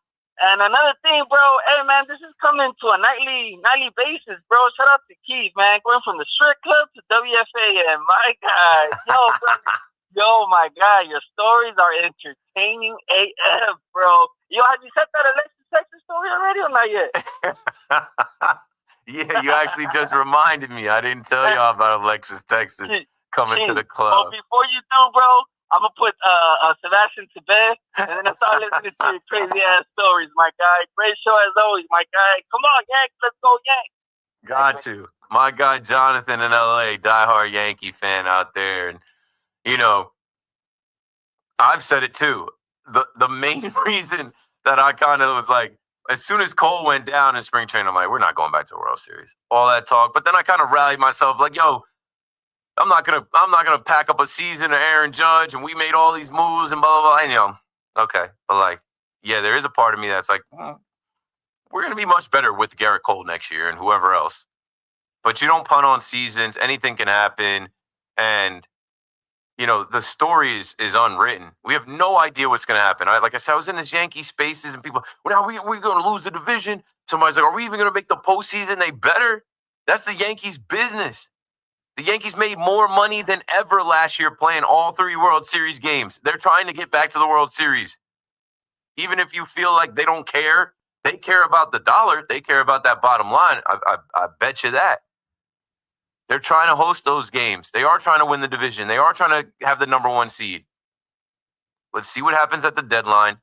Let's see what happens. But I also know, like, maybe it needs to be unorthodox. Maybe we need to stop talking World Series and start talking just making the postseason, being a wild card team. And maybe they can get hot in October, going the wild card route. Maybe they do get humbled the rest of the way here and have to literally fight for their lives just to get in. Maybe that's the way. Maybe that's the way. Maybe that's the way to get back to the World Series and win it. And yes, as much as we complain about the Yankees and even the Mets, because they just went through a bad stretch. I forget how many games they had lost. And they lost like 20 out of some 30 games or something. Like, as much as we complain about these teams, man, everybody's teams are going through it. Everybody's teams are losing games, getting swept by teams that they're not supposed to be swept by. Having, you know, bullpens blow games. We we don't live it daily. We take a look at the out-of-town scoreboard. I used to take a look, around the league almost every night. And then I'm like, I know y'all don't care. I know y'all don't care about the score of the Orioles-Guardians game tonight. There's no reason even, check that out. If you cared, you go get that on your own. This is the fan in New York. You guys care about the Mets and the Yankees. You care more about the first day of the Giants camp than you do about, the Astros-Diamondbacks game tonight. Even though in that game, Josh Hader got the save and the Astros beat the Diamondbacks to get to 60 wins. And I'm telling you, do not sleep on the Astros. Bro, they're coming to Yankee Stadium that first weekend in August. And you guys are making a big deal about Jeter not coming? Jeter probably knows. Remember when the Astros came through on Derek Jeter Monument Park Day where number 2 got put up there? And George Springer and them waxed us? Yeah. G's probably like, who's playing? Oh no, yeah, we actually planned a birthday party for my daughter that day. We're not coming up there to watch the Astros kick you guys' teeth in. I mean, the Astros are a team too, as I just gave credit to the Blue Jays. The Astros get up for Yankee Stadium. The Astros get up to face the Yankees. When are the Yankees going to get up to face everybody else? 888-808-1019. When are the Yankees going to realize, bro, every time you step in the ring, somebody's trying to knock you out so that they can have the reputation of, we beat up the biggest guy on the yard. We knocked out the bully. We knocked out the big bad Yankees. So you guys can't go out there kicking the ball around. You guys can't go out there throwing the ball around. You guys can't give them an inch. They're taking a mile on you, and then they're dancing on you, and they're celebrating on you, and they're fired up. And they're throwing their fists in the air and they're screaming and they're yelling because it means something for them to beat the New York Yankees because of what you represent, your history, the fan base you have, the salaries you have. You know what I'm saying? Like, I see it. I see it. Shout out to Beertopia in the chat. Said we get waxed on every ceremonial occasion. Yeah, there's a lot of times that the Yankees will have these ceremonies. When Derek Jeter went into the Hall of Fame, as we're coming up on, another Hall of Fame weekend, when Derek Jeter went into the Hall of Fame and then came back and they gave out those Derek Jeter Hall of Fame plaques, I think we played Tampa. That game sucked. That was a game, I believe Frankie Montas pitched. And it was a lot for Frankie Montas because he got to meet Jeter that day. I think Jeter threw out the first pitch and then like shook his hand, and then he was spooked after that. And I want to say that might have been the game that Aaron Hicks was in left field, and he either didn't make a play on a ball or the ball might have been in foul territory. He couldn't find it. I'm like, oh. I think that day they chanted, "We want Gallo." The fans, Yankee fans are the best. And now there are Yankee fans talking about, oh, we got to give Volpe a standing ovation this weekend. Shaggy? Scooby? What? And Volpe's not, Volpe, he's got the night off from being a whipping boy tonight. But I was saying the other day, like, this is the Bronx, New York. This is not Citizens Bank Park. This is not, off the highway in Philadelphia. There will be no standing ovations for anybody unless they do something like, unless somebody goes out there and pitches a complete game shutout or something. And yeah, going back to what Jonathan said, isn't it hilarious? We got a break here. I'm running out of time. 888-808-1009. Isn't it hilarious that like the Yankees went out of their way to throw Ian Hamilton that first game coming out of the break, line up their pitching to get Rodon and get Fried on the mound against the Blue Jays. And the only game they won was the Cam Schlittler star. That's baseball. Susan can't predict baseball. Keith McPherson on the Fan. 888-808-1019.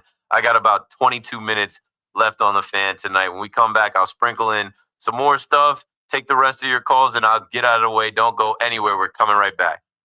The Yankees are back in the Bronx, taking on the Phillies. 7 o'clock tomorrow night. Giddy up, baby. Giddy up. Come on, it's a home run. Driven by Jeep. That was an extraordinary play. Susan Waldman and Dave Sims call all the play-by-play on the Fan.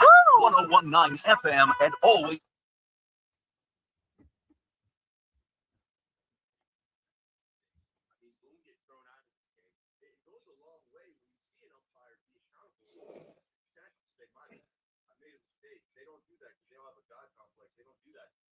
Matt Blake out, and Aaron Boone goes out there to see who he threw out. Aaron Boone goes to get his money's worth, and you kind of care that could spark a rap. It's the opposite. After that, it was both to ask. It's hard to have faith in this Yankees team. The messaging from the manager and like their sense of urgency. They, like I told you guys weeks ago, they seem soft. They think that they can roll out. They can just roll out of bed, walk out there and win. That they can just hit home runs, right? Like the scouting report says, the Yankees are talent over fundamentals.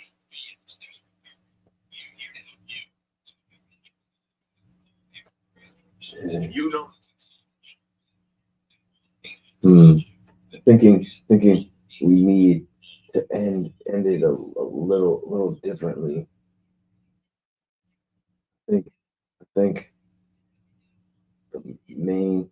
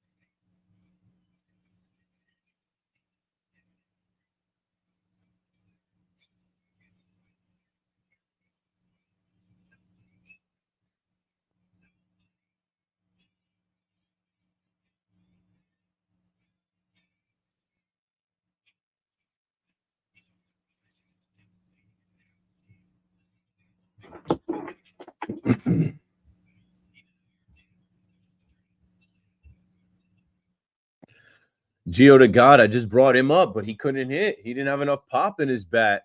So what did they do? They went and got Josh Donaldson. How'd that work out? It didn't. Yo, sushi was rocking. So I live in Hoboken. I was able to dip that day, get on the train. My wife and my son were coming back from the shore, so I had time until like they got back. It worked out. The timing was perfect, yo. I got off the train. I walked to Avocado Sushi on Washington Street. I ordered Sex on the Beach roll, an amazing roll, and a California roll. And then I went to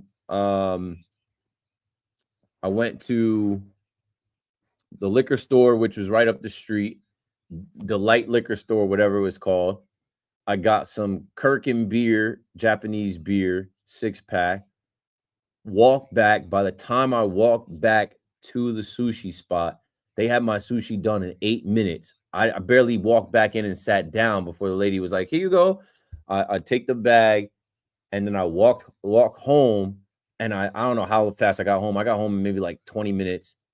Beat my wife home, beat my son home. I had enough time to throw the beers in the freezer, throw the sushi. The sushi was like it was cooked sushi. It wasn't cold sushi. So I just threw the sushi on the table. I was able to shower. I was able to get out of the shower, crack a beer, sit down, and start eating right as my wife and my son walked in. It was like the most perfectly timed, relaxing Saturday when you have like a craving for something and then you go execute getting it. It worked out perfectly for me. All right, hold on. I'll be right back. I gotta use the bathroom real quick. I'll leave y'all with some ads. Jake started off with a small spot on his big toe and then it spread and got really bad. His toes were nasty. It was so embarrassing. He was afraid to take his socks off. He hid his yellow and crumbly toes from everyone. He tried everything to get rid of it. Nothing helped. And then we found crystalflush.com. It was the only thing that worked. In just a few weeks, his toes looked amazing. He's now walking around barefoot again. You guys need to try this. I'm telling you, this stuff is different. It's not sold in stores, but go check it out at crystalflush.com. They'll even let you try it risk-free so you have nothing to lose. But whatever you do, don't let it get worse. You don't have to live with this anymore. Go check it out now. Just click over to crystalflush.com. With over 90 years of combined legal experience representing the law enforcement community, Decolator Cohen and DePrisco, LLP, continues to strive to educate police officers of their civil rights to sue in line-of-duty accident cases. The 2025 Police Officers' Right to Sue newsletter can be viewed on policeofficersrighttosue.com and provides successful results in varying line-of-duty accident cases. These results include damages recovered from RMP accidents involving the City of New York and civilian motorists, station house defects, ricochet injuries from the range, private premises slip and falls, sidewalk slip and falls, construction defects, snow and ice cases, and injuries emanating from defective RMPs. In any LOD accident, it is important for the officer to take photographs of any defects, injuries, or damage. It is also essential to draft the line of duty report and detail the cause of the accident in the paperwork. Remember, there's a 90-day time limitation to file a claim against a municipality. If any law enforcement member has a question regarding a potential lawsuit, contact Decolator Cohen and DePrisco, LLP at policeofficersrighttosue.com or call 1-800-901-1529. Now at Verizon, lock in our low price, plus free roaming included in Puerto Rico. Discover the best mofongo, post that perfect sunset on La Isla, and save big with Verizon while you do it. Switch and get 4 lines for just $30 per line. See? Just $30 per month with unlimited welcome with autopay plus taxes and fees. Plus calls, texts, and data in Puerto Rico included, so you can use your phone sin problema. Stop by your New York Verizon store today. For unlimited welcome in times of congestion, unlimited 5G and 4G LTE may be temporarily slower than other traffic. Domestic data roaming at 2G speeds. The scuttlebutt on your favorite team, the Fan, on the Odyssey, iHeart, and TuneIn apps.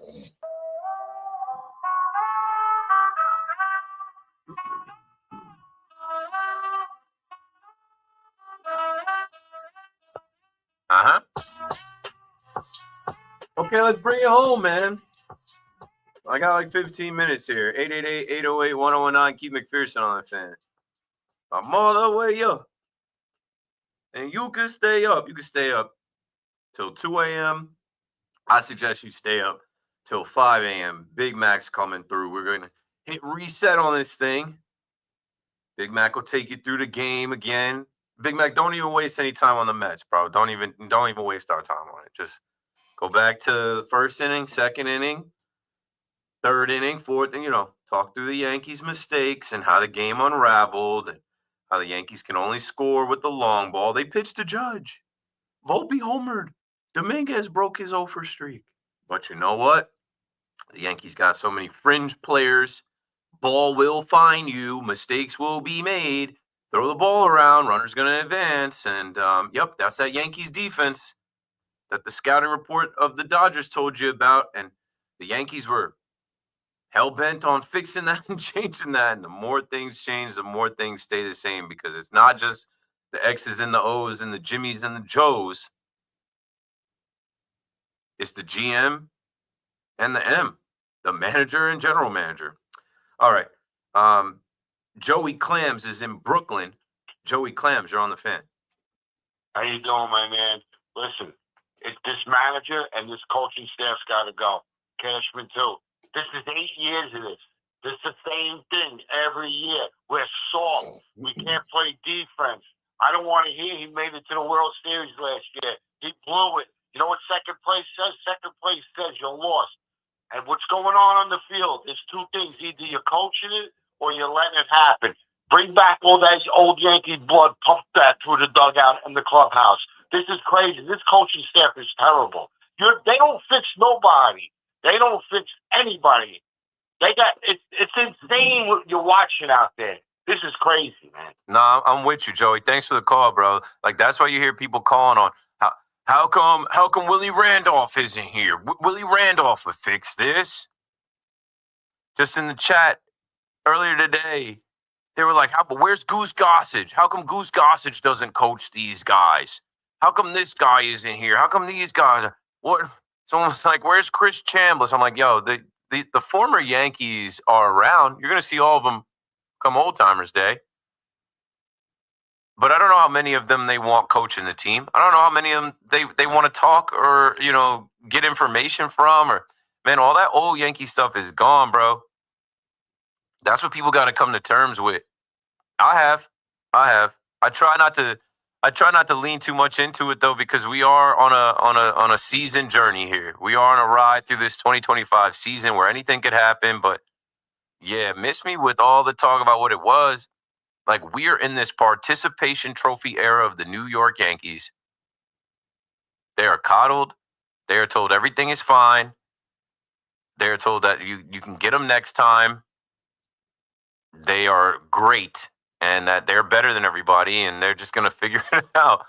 And then when they get got, it's just a reminder, yeah, the league has closed the gap on you. And maybe your analytics department isn't correct. And it's just crazy. Like, you have all of these resources, you have this this history, this fan base, this city, and then you have all these guys that are just like, they're barely major leaguers. And I know everybody can't be an all-star, Keith, but yeah, guys got to be to a certain level of like making plays and fielding their position and, I mean, hitting above their body weight. Sam is in Brooklyn on the... Whoa. Yeah, hello. What's up, Sam? Yeah, love the show, first of all. Okay, so I think when I think about the Yankees lineup, and we learned the first half at the top of the lineup is a serious threat, a home run threat, right? We have a good top of the lineup. Now, I don't get what we're missing. I'm not thinking about Volpe's defense. It's of course it's bad, very bad, but in the lineup, who got a better lineup than us? Well, it depends, right? Like, this lineup gets beat by lesser lineups that just put the ball into play and run hard and steal bases and put pressure on the defense. When you say we have a lineup, like the lineup is a threat to homer, but they're not a threat to manufacture runs. They're not a threat to string together hits and move the line. Like, even in this last two games, I laughed to myself. I'm like, the Yankees have only scored when they have elevated the ball off the field into the seats. Yeah. And it can't be that. It can't be just homer or nothing. And then the team you're playing is the opposite. So you're saying that our top of the lineup, even the top of the lineup, has a bad average? No, it's not true. No, good average up there. No, the I'm not. Have good average. I didn't say that. It's not just home runs. I didn't say that. But what I'm saying is, okay, the top of your lineup can be good. Other guys got a bat. Those guys get the most at bats, but the other guys got a bat at the bottom of the order. At the bottom of the order, you've got Ascara, you've got Peraza, you're pinch hitting Vivas, automatic outs. Yeah, guys that are barely major leaguers. Yeah, of course, but my point is that it's not just it's I'm confused. It's our lineup is great. Yeah, very good, decent, more than decent. The offense isn't the problem. The defense is the problem. The pitching is the problem. You know, Sam. The thing that the Yankees need to address is relief pitching to be able to hold a lead, and starting pitching that could potentially go deeper into the game where the bullpen can have a night off and have a rest. They have enough hitters in the lineup. They have enough hitters on the bench. All right, you're right. You know, but what do you think? What do you think about Schlittler? Should we switch Schlittler? it depends. Like Cam Schlittler, to me, they've won both of his starts, and he throws hard. I think he's somebody that they dangle out here right now, and after 2 starts, he'll make another start. Like, you won't miss him. It depends what you can get for him. If he can help you get a high leverage reliever, depending on who that is, probably more valuable. If he can help you get a third baseman, a starting third baseman that can help you defend better and put the ball into play, yeah, you move Cam Schlittler and you don't think twice about it. Thanks for taking the call. Have a night. Thanks for the call, Sam. 888-808-1019. I don't know, man. You guys just want to hear the Alexis, Texas story at this point. I mean, it's quick. I don't know if people even know who Alexis, Texas is, a.k.a. White Girl Politicking on Instagram. I think she might have a Twitter. I used to have a one-sided relationship with Alexis, Texas. And then I pulled up to my club, my gentleman's club where I was DJing at, and they had in big letters outside Alexis, Texas, and whatever date it was. I don't remember what date it was. And I remember going in that night and talking like, yo, wait, we booked Alexis, Texas? He's coming here? So I wasn't DJing that night. I was like, that night I'm a fan. I'm in the crowd. But like, since it was my club that I DJ'd at, like I have access to the upstairs, to the back room. So I was able to like rap with her. And I don't know, I was a younger cat. This was way before I was married, way before I had a kid and had a couple beers in me. I tried to like pull up on her. She played me. But she remembered that I tried to pull up on her and, kick some game at her and try and, I forget how I tried to approach her, but it was lame. It didn't work. And I'm sure, like, this is Alexis, Texas, bro. Like, think about how many dudes admired her, fantasized about she gave me a look like you're a little boy. Okay, fast forward to when the club is packed and it's her turn to go on stage. One, she was phenomenal. I didn't know she had game like that. Like I was familiar with her main game. I wasn't familiar with her. So I guess she had a history of, before she got on screen, she was on the pole, she was on stage.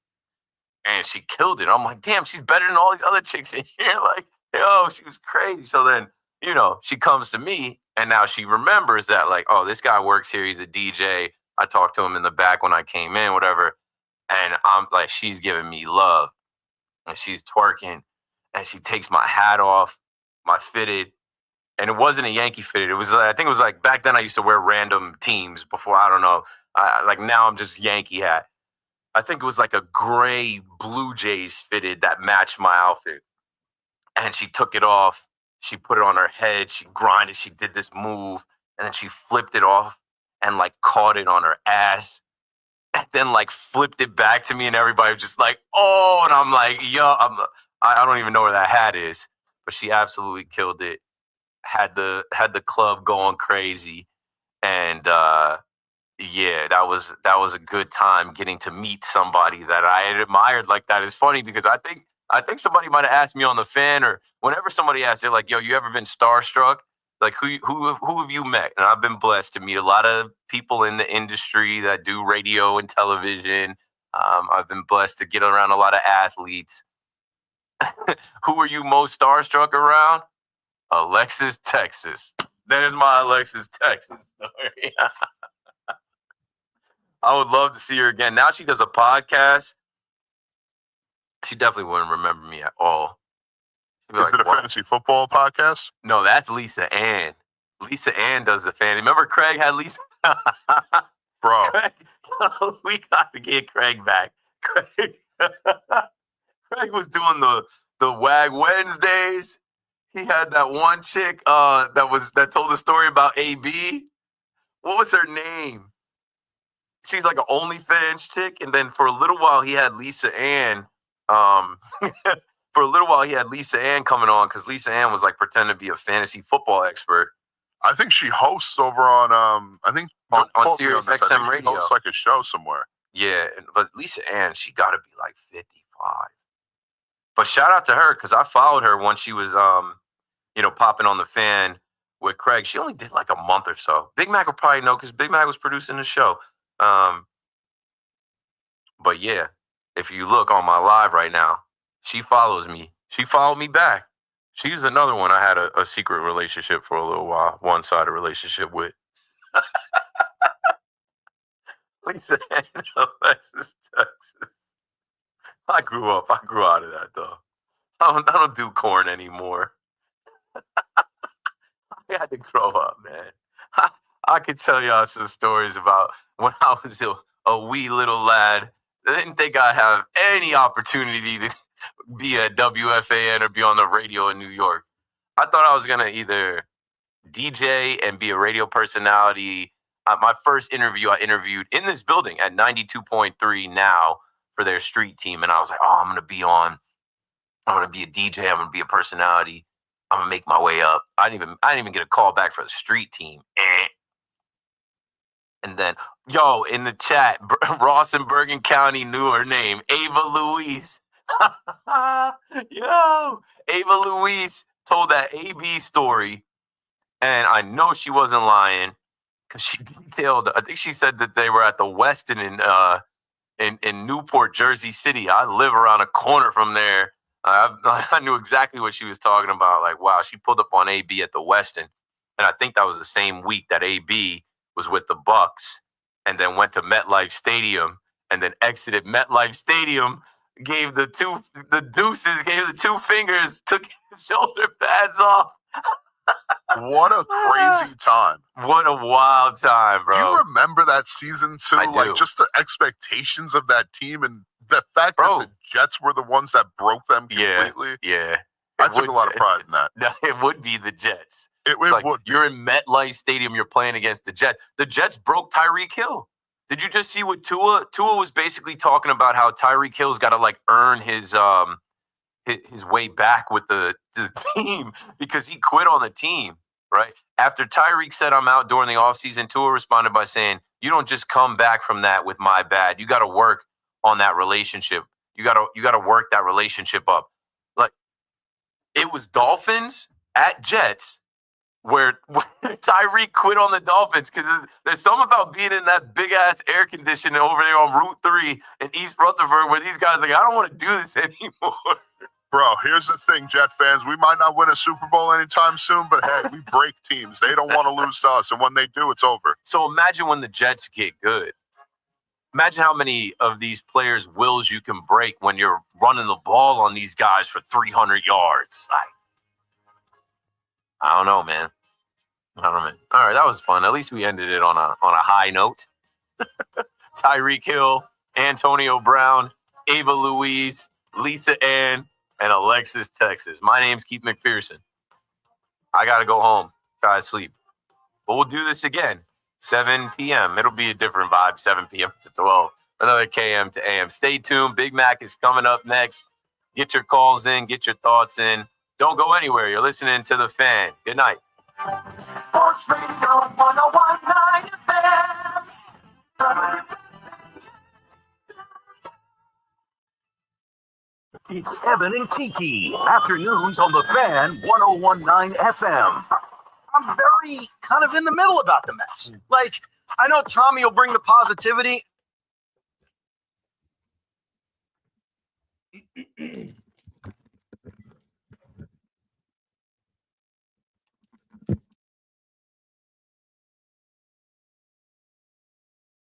All right, I'm out of here. Appreciate y'all. Yeah, that was a classic time, man. Jack, appreciate you, Brody. You already know. We got up to 13 hundo in here. If you're on YouTube, which says over 20 people on the YouTube, 21 people on the YouTube, everybody else is coming in from Twitter. Make sure you bang the like. And yeah, we'll be live tomorrow at 7. Peace, peace, peace, peace.